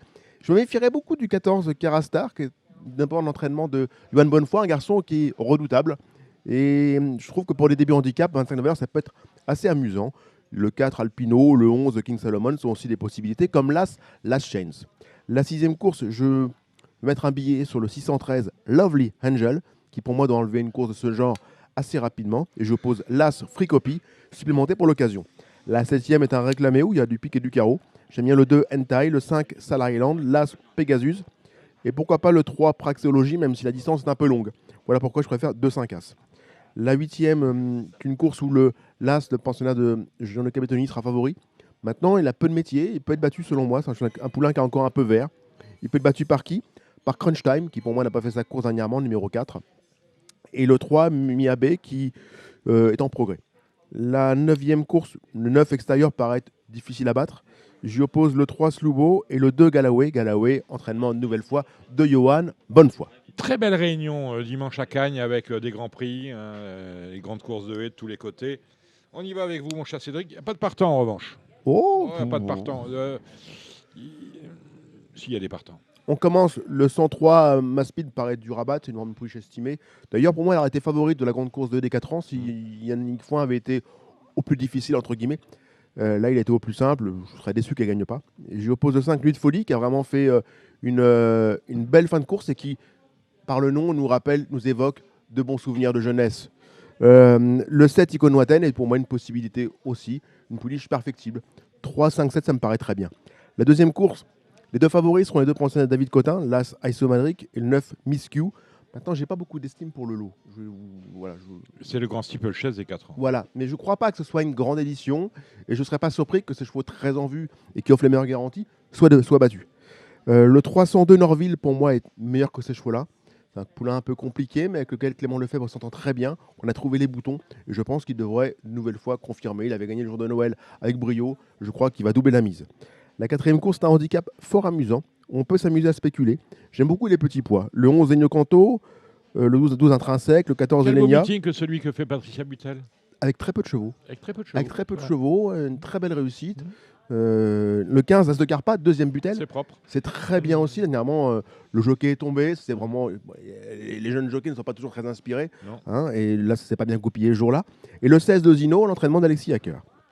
La 5e course, il y a deux valeurs sûres à Cagnes, en haie, dans les chevaux d'âge. C'est le 6 Brick et Cyrano de Paille, le 7. C'est deux vieux tontons, deux vieux cuirs qui, tous les ans, sont des actifs participants au grand handicap disputé sur les balais. Pour moi, c'est les deux bonnes bases de la course, 6 et 7. La 6e course, c'est la grande course de haie. J'aime le 2 Le Mans sera logiquement favori. J'oppose l'As Monty Saga, qui finalement a fait un truc pour moi, 74 kg sur le dos dans un quintet. Z5, hein. Oui, tout à fait. Et je trouvais très bon. On a des chevaux de Z5 avec Claire Mafray, oui. Kukila Yawan. Vous le dites bien. Et le 8 Seignon est pour moi aussi une possibilité. Je vois pas. Cookie Lion, j'ai dit Jérémy Lévy, mais Jérémy Lévy parle très très bien le pitard, vous le saurez. Ouais, c'est vrai. Désormais. Le 8 Seignon, pour moi, c'est amusant. Et Jeu de Paume, il sera très en vue, mais j'aime pas trop son profil. Un cheval un peu veule par moment. Dans Jeu de Paume, il y a Paume. Oui, il y a Paume. Ah ouais. Ouais, c'est vrai, c'est vrai que c'est bon. penser. C'est très bon. Hein. Vous savez que le théâtre des 2 ânes vous est ouvert. Hein. Il vous cherche un deuxième âne, c'est tout. La 7e. Je fais de la rétention. Hein. Oui. Ouais, mais bon, les ânes n'ont pas que des défauts. Voilà. Le soir, parfois, c'est une qualité. La 7e course, l'As Berjou est pour moi un favori logique. J'oppose de 2 grands départs qui viennent de le battre. Mais je pense que Berjou peut prendre sa revanche, d'autant que ce serait beau. Ce serait quand même une passe de 3, ce serait quand même fabuleux. Voilà. Et le 6 Achour est un véritable lion là-bas à Cagnes. Voilà pourquoi je vois ces 3 chevaux-là qui sont. C'est un lion qui aime la boue. Hein. Ouais, voilà. Et les œillères, et c'est très gras, c'est très faux la piste de. C'est marécageux Cagnes. Hein. Donc c'est son sport. Et le 8 Manon des Sources est en pleine forme et peut pimenter les rapports des jeux combinés. Manon des Sources qui joue presque à domicile. Voilà. Regardez Lyon-la-Soie ou pas? Évidemment. Ah bah allez, dites-moi. La première, Shower of Blessing, entraînement bonne foi. Cheval en pleine forme, qui était un ancien bon cheval chez François Roux, qui a eu une mauvaise passe, mais qui revient bien. Je pense capable de confirmer une nouvelle fois. Il faudra qu'un jour on fasse une interview de bonne foi. Oui, et de bon cœur. De bonne foi et de bon cœur. Voilà. On y opposera le 11 Lady Mag, entraînement Martinon, qui sait répéter les efforts. La 2e, j'aime beaucoup le 6. Enfin, j'aime beaucoup, non.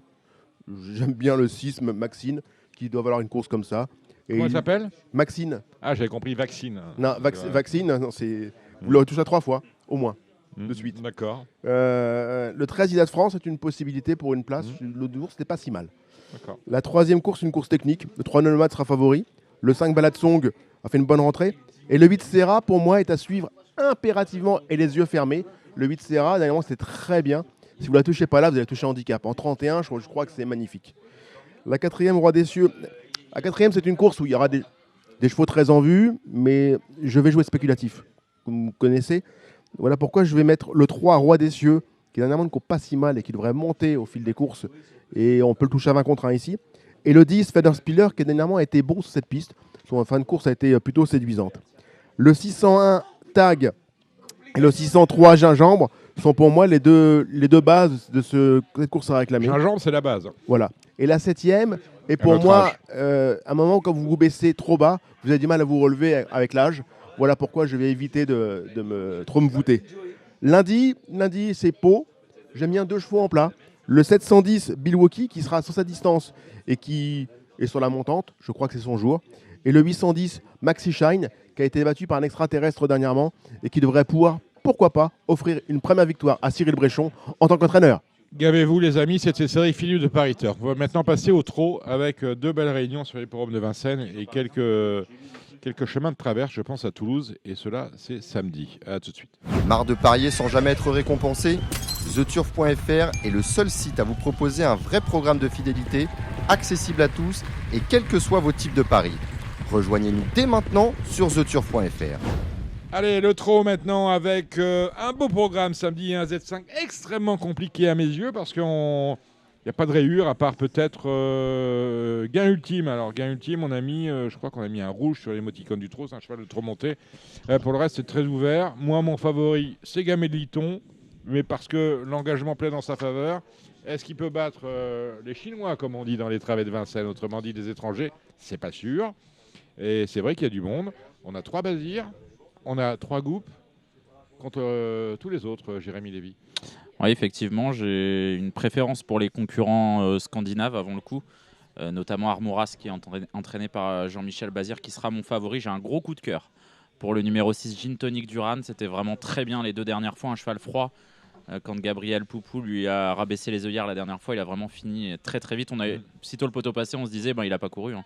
Il a fait que les 50 derniers mètres de course. Et mais l'entente avec Gabi, elle n'est pas top quand même. Hein. Non, parce qu'on l'a vu gagner en champion du monde avec son driver espagnol, j'ai du mal à dire le nom, à Anguin, en champion du monde. Ah oui, il avait très bien gagné, mais je pense qu'il a mis un petit peu de temps à revenir. Et puis avec Franck Nivard, c'était très très bien déjà. Ultra malheureux. La dernière fois, c'était encore mieux. J'ai juste l'impression que le cheval a été très malheureux, comme le dit Jérémy. Mais on recourt quasiment à une semaine à chaque fois. Est-ce qu'il va garder de la fraîcheur au bout d'un moment? Est-ce qu'il va pas laisser passer son tour? Ouais, peut-être. Après, il en fait pas beaucoup pendant la course. Il est très froid. Donc, comme j'ai dit tout à l'heure, on a eu l'impression qu'il a pas trop couru la dernière fois. Je me méfie aussi beaucoup de Tabasco CD, le numéro 5, qui est parti au galop, lui, il y a une semaine.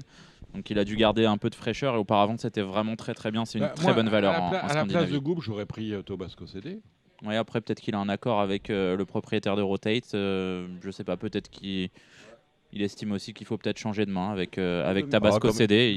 Je suis pas sûr. Il est parti au galop, il fait l'appel à Yoann Le Bourgeois. Voilà. Je suis pas sûr que Goup ait choisi le meilleur de son écurie. Dominique, Jérémy et Kevin, pour avoir eu Jean-Michel Bazir au téléphone. Et il est très confiant au sujet de ce qui le concerne. Mais en revanche, il est en désaccord avec Björn Goop. Björn Goop préférerait, selon les propos de Jean-Michel Bazir, Rotate. Mais lui, Tabasco CD lui a fait une grosse impression. Jean-Michel Bazir, souvent, lui et moi, on pense pareil. Mais vous êtes le roi de Vincennes, Dominique. C'est vrai qu'on se le dit souvent. Mais voilà. Pense pareil. Vous avez peut-être loupé votre vocation, du coup, Dominique. Non, mais on parle. Bon, allez, on continue. Gilles, qu'avez-vous à nous apprendre sur ce Z5? Bon, moi, j'aime bien le Bazir quand même, Armoras, qui a largement les moyens de l'emporter. C'est le taulier qui... il a couru le ténor de Beaune, donc... Oui, c'est le taulier qui est aux commandes. Moi, je vois bien ça. J'aime beaucoup, bien sûr, les Goupes. Hein. Moi aussi, je préfère Tabasco CD, qui était très joué l'autre jour. Je préfère à l'autre. Mais les deux Goupes, à mon avis, vont être dans le quintet. Gamay de Liton avec Eric Raffin, ça peut peut-être l'aider à à se sortir de ce numéro. Rafa il est en grande forme, donc moi je le mets aussi. Et puis c'est pas facile avec ces étrangers tout ça. Et Gold River peut-être qui peut prendre une place à belle cote, le 10. Cyrano de B, je pense que c'est pas mal. C'est ce que j'allais rajouter. Cyrano de B, tout a été dit. Le Sinon, numéro 4. Après Gamay de Liton, moi je tenterai un pari gagnant sur Gamay de Liton. Après la ligne, elle est terrible. Bon. Avec Gaspard de Briand, elle a pris du plomb dans l'aile. Oui, c'est sûr, mais bon, l'engagement est très bon. Ce sera je pense que le rapport qualité-prix sera assez intéressant. Et puis je mets tous les chevaux que je vous avais dit, je rajoute Cyrano de B. On ne devrait pas être très très loin. Je suis pas sûr que ce soit un quintet qui rapporte beaucoup. Non, après c'est assez ouvert pour la victoire quand même, je trouve. Armora sera logiquement le favori, mais pas non plus imbattable. Et j'ai beaucoup de mal, comme de jouer les femelles contre les mâles, j'ai beaucoup de mal de jouer les concurrents, les franchises contre les concurrents scandinaves qui sont en retard de gain. À 6 ans, les femelles contre les mâles, ça compte plus beaucoup. Hein. Oui, non, mais j'établissais un petit comparatif. Et là, je trouve que jouer un Français contre des chevaux étrangers qui ont les mêmes gains que lui, je trouve ça compliqué. C'est pour ça que je préfère Armoras et Gin Tonic Duran à Gamay de Liton et Guevara Dupont, qui sont quand même de première chance. On a tout dit sur ce quintet, on a fait notre choix. Oui, vous avez parlé. Oui, j'ai tout dit. Tout le monde la réunion. On commence avec la première. On est sur le prix. Il y a une belle réunion samedi. Il y a des partants, il y a des rapports. C'est intéressant. Et là, on est à une génération des 5 ans avec une course fermée à 53 000. On peut se gaver dans cette course-là. Jérém, en plus, pratiquement tous les chevaux, c'est assez rare, sauf l'As. Il reste sur une belle perf. Ouais, c'est vrai que j'ai 2 petits coups de cœur dans cette épreuve. Le numéro 13, Aubryon-Colmy, qui m'avait beaucoup plu, déféré des 4 pieds, qui sera cette fois associé à David Thomas. C'est vraiment l'un de ses plus beaux engagements de l'hiver. Et je pense qu'il a les capacités de remporter une épreuve de ce genre. Et j'aime beaucoup Enzo Dream, le numéro 2, qui monte un petit peu de catégorie, mais qui a quand même fait très belle impression la dernière fois. Vincent. Kevin Baudon. Ouais, on commence par une épreuve très très compliquée. Il y en a 2-3 qui sont pas faciles à déchiffrer. J'ai juste un petit coup de cœur pour le 6 Hello Sport. Il est peut-être un petit peu meilleur sur les courtes distances. Il vient de marcher 12,5, mais s'il a le parcours caché, je pense qu'il peut faire mal dans la phase finale. Le numéro 6 Hello Sport. Gilles. Et moi, ce sera le 3 Hold Up Smart. Hold Up Smart. Cette dernière performance ne reflète pas vraiment sa valeur. Donc je pense qu'en le rajoutant aux chevaux de Jérémy et de Kevin, on devrait être capable de toucher un bon multi. Voilà qui est dit. La deuxième, alors c'est une course pareille, des femelles, elles ont 6 ans, un prix de série sur 2100 mètres. Et on a très peu de spécialistes. Peut-être le 8, mais malheureusement le 8 c'est Gimme Shelter. Et on se lance du couloir 8 avec Eric Raffin. Jérém. Ouais, moi j'ai 3 petits coups de cœur. Le 7, Gloire des Loyaux, qui est un petit peu incontournable. Elle a été malchanceuse la dernière fois. Le 2, Gourgandine. Et puis je reprendrai quand même le 3, Go To America, qui avait réalisé une belle saison à l'automne et qui peut refaire parler d'elle en étant déférée des 4 pieds. Ouais, j'ai un vrai coup de cœur. C'est pas une invention. Hein. C'est comme vous l'a dit, Gimme Shelter. Elle a très bien fini l'autre jour, battue par Gazelle d'Axel, qui a confirmé tout récemment sur les paumes de Cagnes-sur-Mer. Je pense que si elle vient là, Romuald Maurice, il vient toujours avec des ambitions malgré ce numéro 8. Je suis pas très très inquiet. Ouais, moi je confirme et j'aime beaucoup le 2, moi, Gourgandine, qui va se plaire à mon avis sur ce parcours réduit. La quatrième, c'est un semi-classique, un groupe 2 autre montée, 2700 mètres. Je serais tenté de vous dire Yanmi, moi, en ce qui me concerne, avec Eric Raffin. Mais il fait la moue, Jérémy, à vous. Ouais, il m'a plus en plus le jour de ses débuts montés. Après, je comprends qu'on puisse voir ça. Je demande confirmation. Les chronos étaient normaux, le hit était vraiment moyen, les échauffements étaient corrects sans plus. Je préfère le 411 Hirondelle du RIP, qui est une valeur sûre à ce niveau-là. Qui est venu à Vincennes s'entraîner. Effectivement. Voilà. Et Joël Allais a dit que si elle voulait avoir une chance dans le Cornulier et participer au prix de Cornulier, il fallait qu'elle lui montre quelque chose de très bien. Donc, à mon avis, cette Hirondelle du RIB, c'est sa course. Kevin. Ouais, moi j'attends une démonstration d'Hirondelle du RIB. J'ai eu Joël Allais pour Equidia cette semaine et qui m'a dit que sa jument, il a travaillé désormais en fractionné, chose qu'il ne faisait pas auparavant.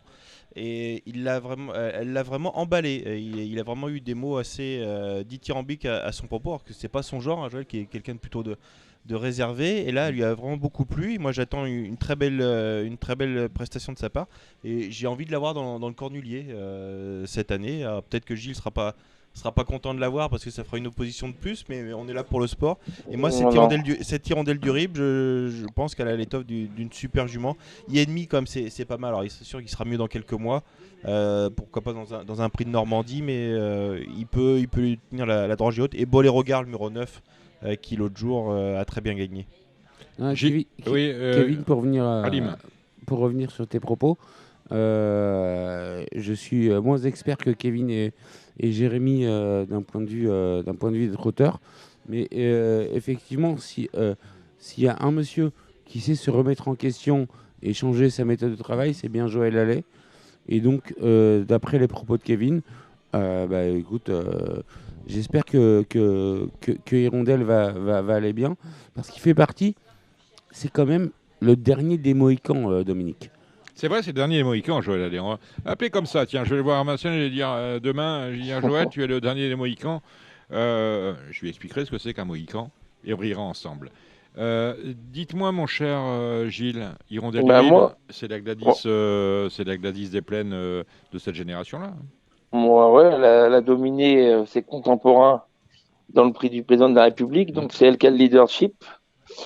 Maintenant, vous aimez autre chose, vous, hein? Ouais, moi j'aime beaucoup Boléro-Gare, il m'a fait impression l'autre jour. Il ventre à terre, hein, puis roulement. Ah ouais. Pour moi, il est meilleur. Donc moi, je passerai devant Boléro-Gare, devant Hirondelle du Rib. Le Gélinote, c'est une préparatoire au critérium des jeunes. Ça arrive bientôt. C'est ça, non, on y pense déjà, tout à fait. Le critérium des jeunes, voilà. Compliqué. Allez-y, Jérémy. Ouais, compliqué ou pas. Jamaïca Turbo a vraiment fait grosse impression. En plus, elle a beaucoup de vitesse, mais elle m'a pas forcément paru le faire de colère la dernière fois sur 2175 mètres. Vraiment une pouliche de classe, et j'ai hâte de la voir dans cette configuration sur la longue distance. Forcément, va falloir confirmer et se montrer calme. Gilles, vas-y. Moi, j'aime bien le 8 Just Love You. Tu la rachètes, qui a été battu l'autre jour. Ouais, moi je la rachète. Ça va être une petite cote sympa. Je la rachète après comme Jérémy. Et moi je compléterais pour une surprise Jérusalem, le numéro 2. J'ai croisé Franck Nivard cette semaine sur les pommes de Vincennes, qui l'aime beaucoup. Elle lui a beaucoup plu la dernière fois. Elle a fait une faute. Elle termine 4e face au meilleur. Alors, elle était un petit peu en retrait, mais le chrono était là.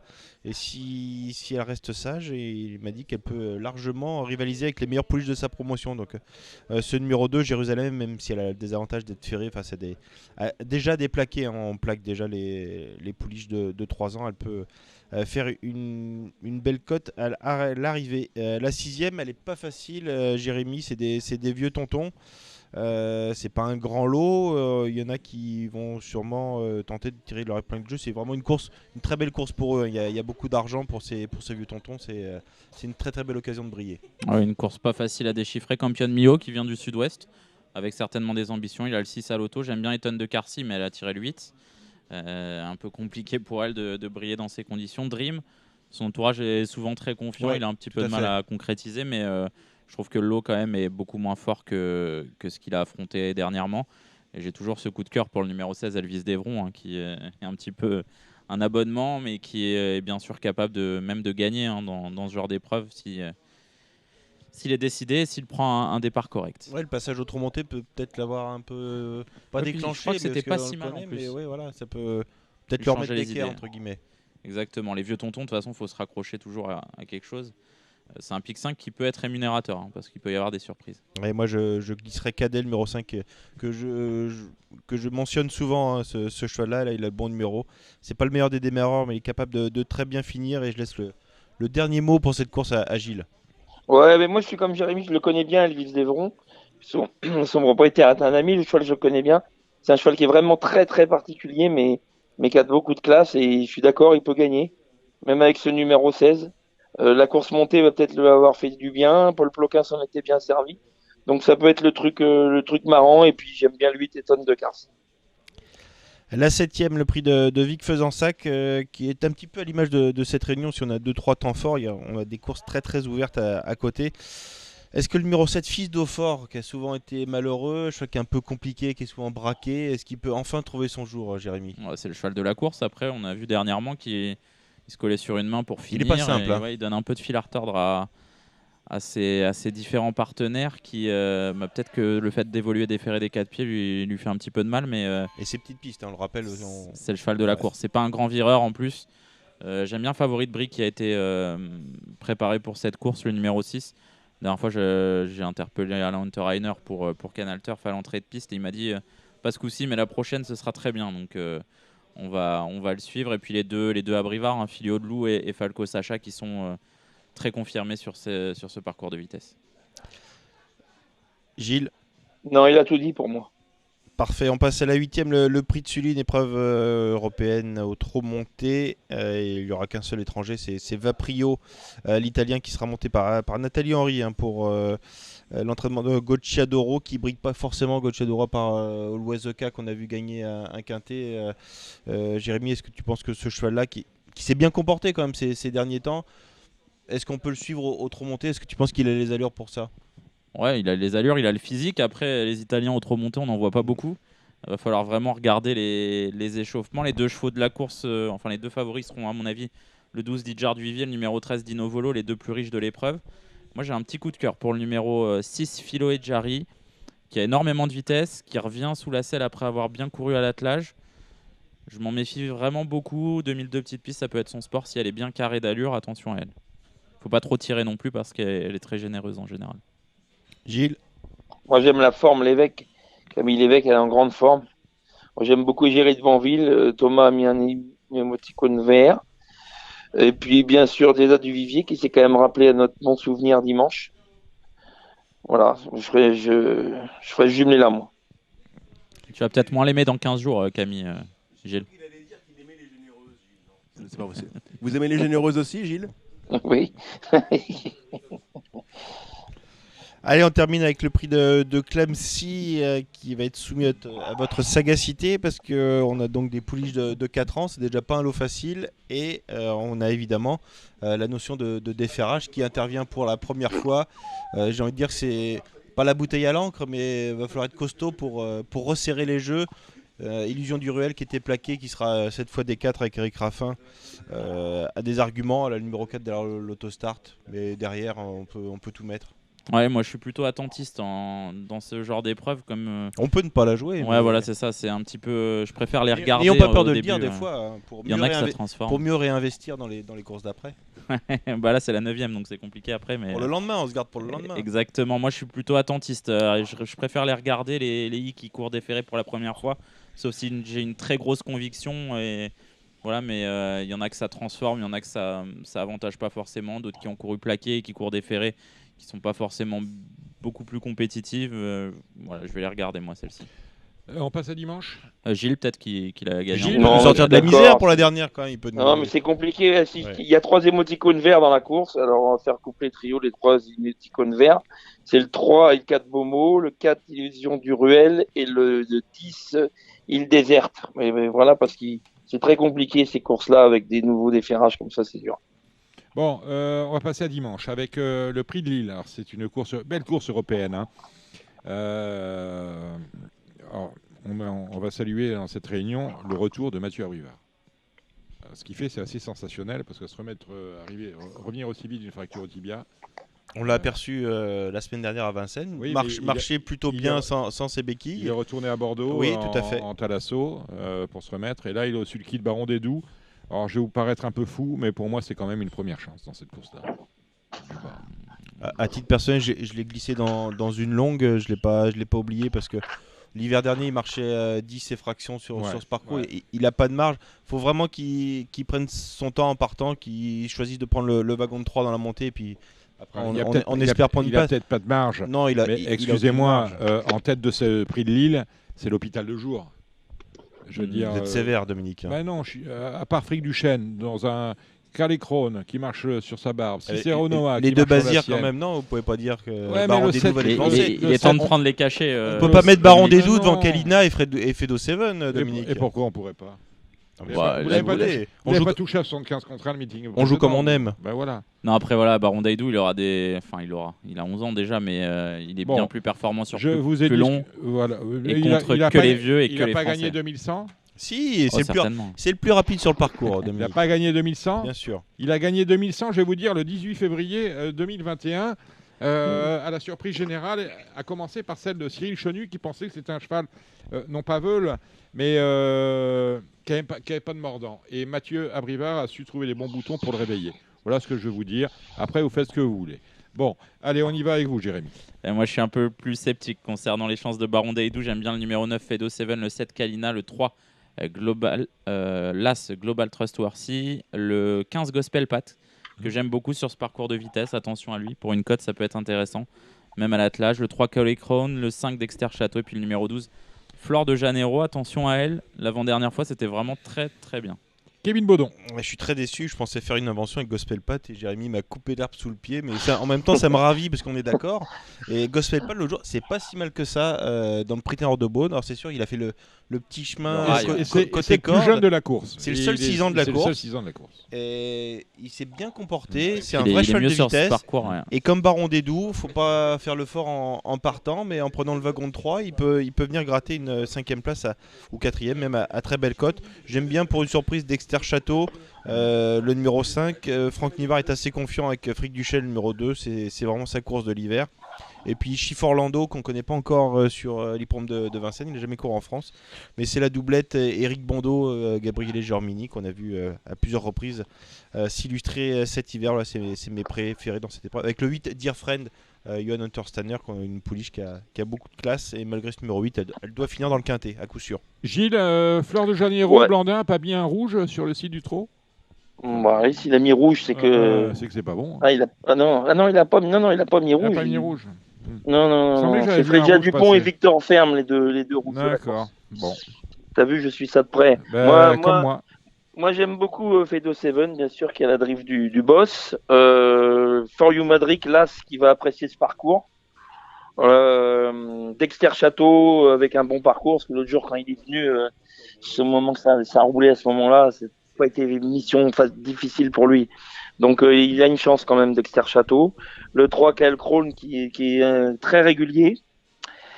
Et puis, je suis 100% d'accord avec vous, avec Gospel Pat. Moi, je lui vois une chance à Gospel Pat, surtout sur ce parcours-là.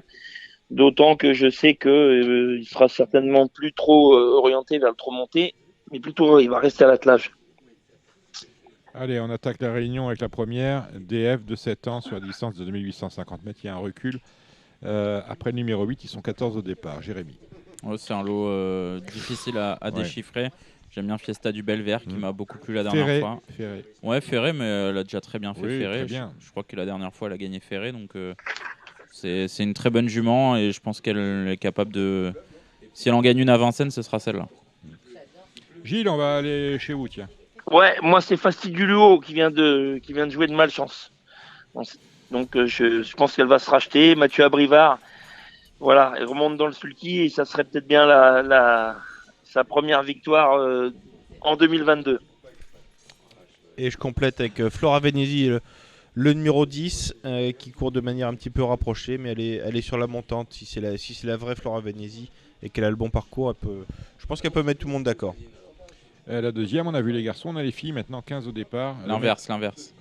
On a vu les filles, on voit les garçons maintenant, 15 au départ. Un de plus, 2 échelons. On rend la distance après le numéro 7. Jérémy. Pas d'invention. Le cheval de la course, c'est Pharrell Seven qui est en retard de gain. Et Fabulous Dream qui a fait grosse impression la dernière fois à Mêlée. Il a fini à la vitesse du vent. Alors est-ce que Mansour Krouchi a trouvé les bons boutons avec lui? C'est possible.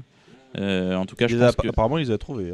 Parce que c'était quand même. C'était décoiffant. Même je crois que le commentateur d'Equidia, qui était Jean Ficherio, il a vu arriver dans les 50 derniers mètres tellement il était loin, quoi. Donc voilà, et je pense que le second poteau est quand même bien meilleur que le premier. Kevin. J'ai vraiment aucune idée dans cette épreuve à part Pharrell Seven. Je garde tout pour la prochaine. Gilles. Moi, j'aime bien le 11 Foxtrot Noblesse. Cet ancien pensionnaire de JMB. Moi, je vois ça. Le 11. Et puis, je suis d'accord, Fabulous Dream, attention, c'est un super cheval, mais c'est un cheval qui a un caractère de cochon. C'est un cheval qui est fou. C'est un cheval qui est fou, qui est plusieurs fois resté au stand. Mais attention. Alors après, à Vincennes, il a peut-être pas des super souvenirs. Alors, il faudra voir. Mais attention, je suis d'accord sinon. La troisième, c'est assez rare. Le meilleur, c'est peut-être le moins riche, c'est Hidalgo du Rib. Jérémy. Quelle belle course. Que des chevaux que j'adore, des chevaux de train. Hidalgo du Riblas, le 7 Hip Hop au fort, qui est vraiment un cheval de classe, peut-être le meilleur élément dans l'effectif de la famille Bijon. Et puis Hamilton Star, qui a très bien fait la dernière fois. Attention aux allures, toutefois, déféré des 4 pieds, 2 fois de suite, attention. Mais c'est 3 chevaux, c'est les 3 chevaux de la course. Et préférence peut-être pour Hip Hop au fort, mais j'ai un gros coup de cœur quand même pour la Hidalgo du Rib. Kevin. On est mal parce qu'on a tous le même coup de le cœur. même. Donc là, Alors, on va très mal finir. Gilles. Idem, on est tous d'accord sur Hidalgo On met du 4 Rib. fois plus. Voilà, on met plus Voilà. plus on touche. La troisième, c'est le Maurice de Guest. On avait le Gélinote avec les pouliches la veille. Là, ce sont les mâles. Et le meilleur d'entre eux est au départ, c'est Just Gigolo.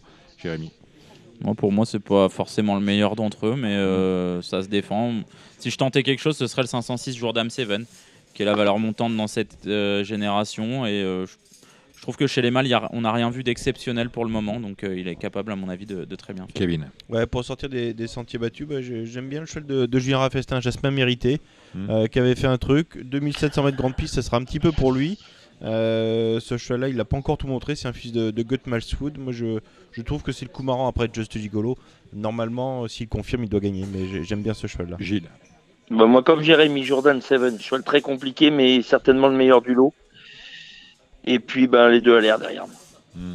Alors, cette sixième course va vous intéresser au plus haut point, hein, mon cher J. Curins, puisque vous présentez Gladys Desplaines. Ferré derrière, plaqué devant, off ou on? Oh non, on va courir, bien évidemment, on va pas se tuer, mais on court pour gagner quand même. Hein. Bon, moi j'ai On a des petits alus derrière, des tout petits alus que j'ai fait mettre le lendemain de sa course, donc ils sont déjà bien usés. Donc on va pas faire les fous, mais moi je sais pas ce que en pensent nos grands spécialistes à votre table, mais moi je vois une bonne chance à ma jument. Je les ai vus en vrai, par la taille, ils sont pas très grands. Hein. Ils sont pas beaux en plus. Jérémy, à vous. Ils sont pas très beaux en plus. Moi, j'ai beaucoup aimé le comportement de Fado Duchesne la dernière fois. Je trouve qu'il a eu vraiment un parcours très très très compliqué.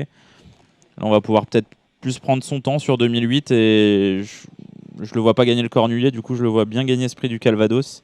Je pense que Billy il reste ferré et on va peut-être courir un peu sage pour un retour monté. Et toi, le Bruyère, off aussi. Gladys, c'est une première chance avant le coup. En plus, si Freeman de Well, en plus, il court ferré. Fantasy m'a pas forcément beaucoup plu la dernière fois. Je pense qu'elle aurait été battue par Faster Siga. Du coup, couple les gagnants placés, Fado Duchesne, Gladys Desplaines. Bon. 8-4. Pareil, 4-8. Et je rajoute Fantasy quand même. J'ai eu Nicolas Brideau qui, avec toute la modestie qu'il faut, parce que sa jument est peu chargée en gain quand même, il espère bien une troisième place. Voilà, une petite oui, pour se qualifier, on veut se qualifier pour le Cornulier. Exactement, hein. les 3 premiers sont qualifiés pour le prix de Cornulier.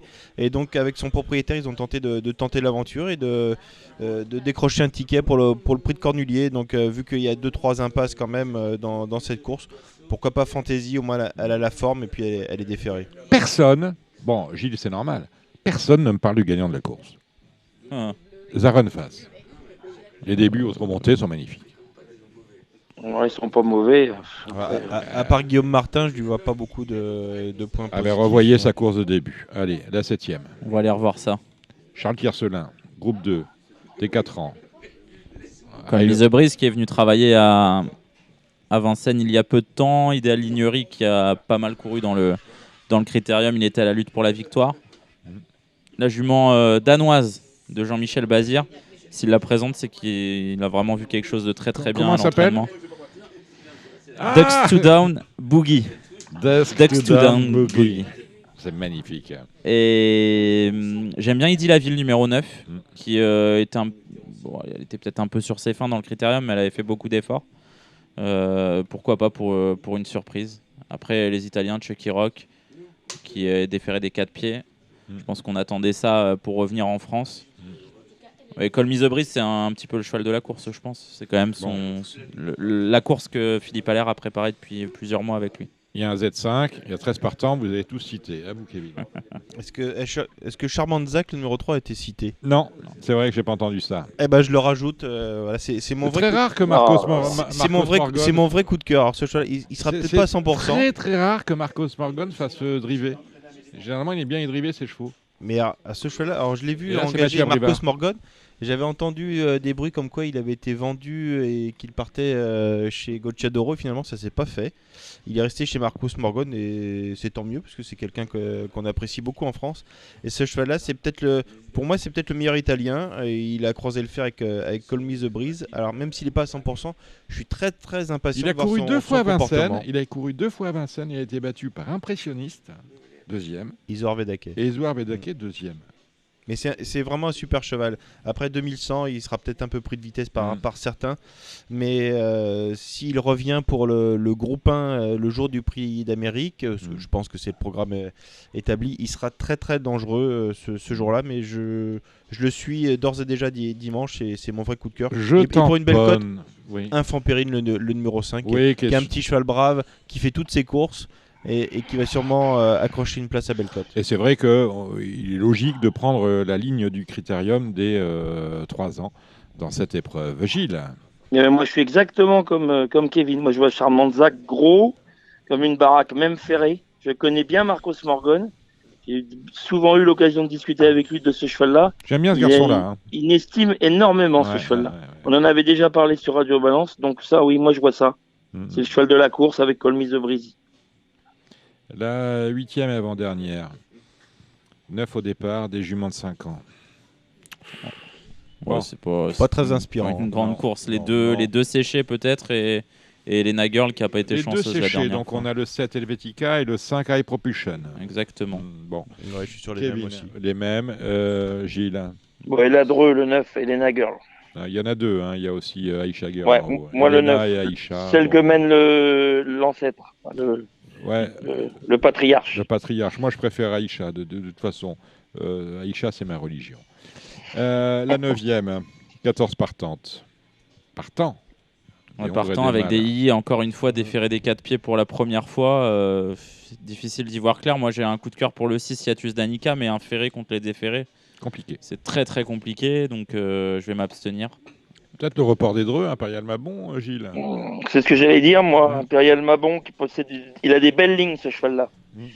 Donc, voilà. Yves Dreux, que Plaqué, vous pourrez Eric l'appeler Raffin. président. Hein. Il est président de Laval maintenant. Oui. C'est Yves Dreux, président de Laval. Président de Laval. Alors, tiens, j'ai un scoop vous pour pouvez vous. l'appeler président maintenant. J'ai un scoop pour vous. J'en ai plusieurs en fin d'émission. À commencer par celui-là, c'est que Yves Dreux et Christian Bijon seront présents ici, au Cardinal, pour l'émission spéciale Cornulier dans 15 jours. Avec Gilles Currens. Gilles, il sera là, bien sûr. Mais il sera favori. Il sera favorite. Sa jument sera favorite. Donc voilà. Donc Yves Dreux est président de Laval. Tout à fait. Je vais lui envoyer un texto tout de suite. Ça va me faire Et plaisir de manger avec Yves Dreux et c'est- Christian Bijon. C'est arrivé quand? On a appris l'info récemment, hier ou avant-hier. C'est incroyable. Oui. Alexandre Lanoé passe la main. Et donc, Passe du la coup, main, oui, c'était prévu ça, qu'Alexandre s'en aille. Bon, Gilles, la dernière. Ouais. Bon, la dernière, on l'a dit. Hein. On l'a dit. On l'a Ah, dit. mais il y a 10 courses. Bah non, 9 Non, courses. il y en a Ouais, 9 bah, courses, 9 courses. comme je t'ai dit, Impérial Mabon, le cheval du Ok. patriarche. Eh ben, on n'a pas entendu Jérémy. Si, on m'a Si, entendu. Hiatus Danica pour Jérémy. Pour une cote au multi, parce que ça va être compliqué de gagner contre les déférés. Très bien. Lundi, nous allons à Vincennes avec le prix de Ribeauville. Une course de jument de 5 ans, mais pas le quintet de l'année, 13 au départ, en manque de partants. Atta Josselin, quel engagement! Oui, tout à l'heure, Ali m'en a parlé avec Nicolas Bazir, justement, Atta Josselin, qui n'a pas forcément une grande marge de manœuvre, mais qui fait toutes ses courses. Il y a la ligne de la dernière fois avec Arina Dream, le numéro 11, qui nous a fait drôlement plaisir, et le numéro 12, Alicia Bella. J'irai peut-être sur Alicia Bella. Après, il y a Histoire Moderne, bien évidemment, qui vient de très bien terminer. Après, je doute un petit peu de sa marge de manœuvre face à celle-là. Bon. Gilles, vous avez vu quelque chose dans ce... Non, j'ai pas regardé. À la Kevin base, ça devait pas être ça le quintet. Ils sont venus m'interviewer ce matin pour Faduna Dokai en me disant que c'était le quintet. Et puis finalement, je vois que finalement, je cours plus que la 7e. Donc, voilà. Bon, un Z5. non. Donc. Ouais. Kevin, vous avez vu quelque chose?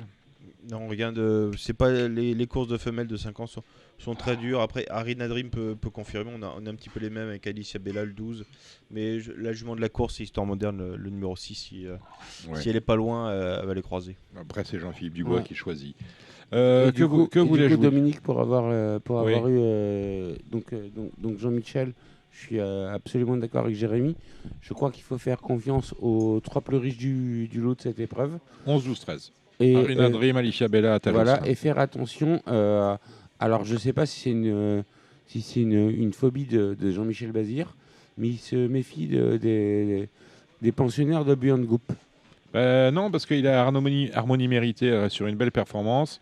Et on a qui d'autre. Il n'y a qu'une groupe là-dedans. Pour la mettre dans le quintet. C'est vrai, c'est pas mal. De toute façon, oui. Il y aura nécessairement un 3e, un 4e, un 5e. Voilà.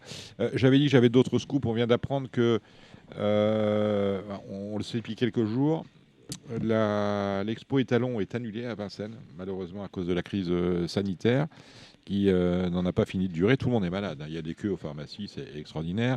Et en dommage collatéral, je suis très triste d'apprendre que l'Assemblée générale de l'Union européenne du trot est reportée au mois de juin. Donc je pense que c'est le week-end du Balière.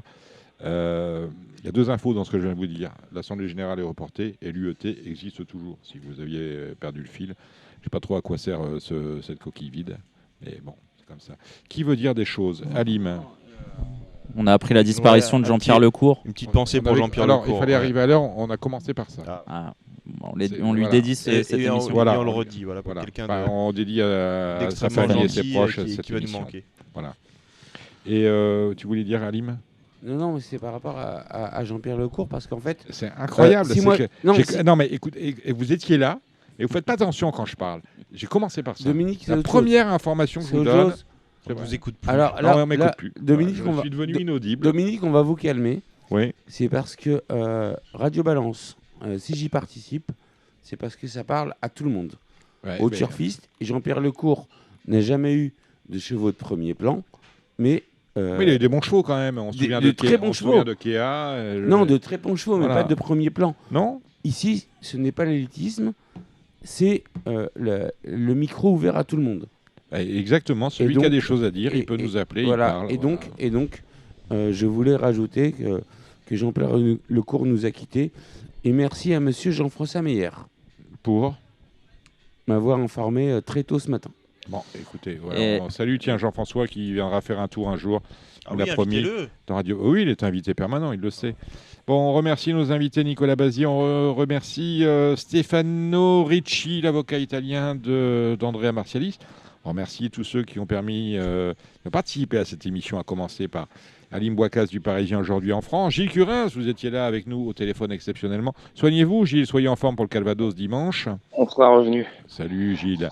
Salut. On remercie, il est parti, il est au bar sans doute, Cédric Philippe de Paris Turf. On remercie Jérémy Lévy avec nous. On remercie Kevin Baudin et on salue tout particulièrement celui qui a permis la réalisation technique de ce programme, à savoir Arthur Madjoli. Pour le coup.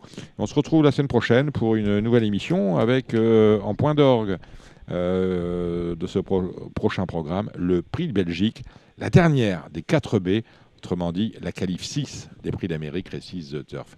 D'ici là, faites attention à vous, portez-vous bien, très vite. Allez, j'ai un petit mot à dire avant la fin. Oui, avant la Jérémy. Fin. J'ai une petite note pour lundi à Vincennes, avant de prêcher pour ma paroisse. Le 403 Idaho Vici, qui aurait dû gagner la dernière fois en étant déféré des 4 pieds pour la première fois. Et je vais finir sur une petite note sympa pour les gens qui veulent s'abonner à ma page et à mon site internet gigiturf.com. Vous faites une promo. On a fait gagner d'ailleurs des abonnements dans Radio Balance pour votre site. Les gens n'ont pas été les gens trop sont malheureux heureux, cette ne semaine. m'ont pas encore insulté, donc ça tout va bien. Il y a une offre spéciale pour les gens qui hésitent à s'abonner et qui veulent s'abonner ce week-end jusqu'à dimanche. Il y a moins 20% sur toutes les commandes supérieures à 5 €, donc tous les abonnements de 20%, l'abonnement bronze, l'abonnement argent et l'abonnement or, ce qui fait que vous aurez un abonnement or à 32 € au lieu de 40 € avec le code RADIO, RADIO, en majuscule si vous souhaitez vous abonner. Et je vous rappelle que mon concours qui est organisé pour mes abonnés or fera gagner aux gagnants un voyage à l'Elite Lop, au 2e et au 3e un baptême de sulky à Grosbois, une visite de Grosbois, et jusqu'au 8e un abonnement or pour le mois suivants. Voilà, c'est tout ce que j'avais à dire. Qui a dit qu'il n'y avait pas de pub sur Radio Balance? Si, elle est clandestine. Allez, bonne soirée à tous. C'était l'émission Radio Balance. Transformez les conseils des experts en gains grâce aux 150 € de bonus pour l'ouverture de votre compte theturf.fr. C'était votre programme avec The Turf. Avec l'app The Turf entre les mains pour parier, ça va aller. The Turf, une histoire de turfiste.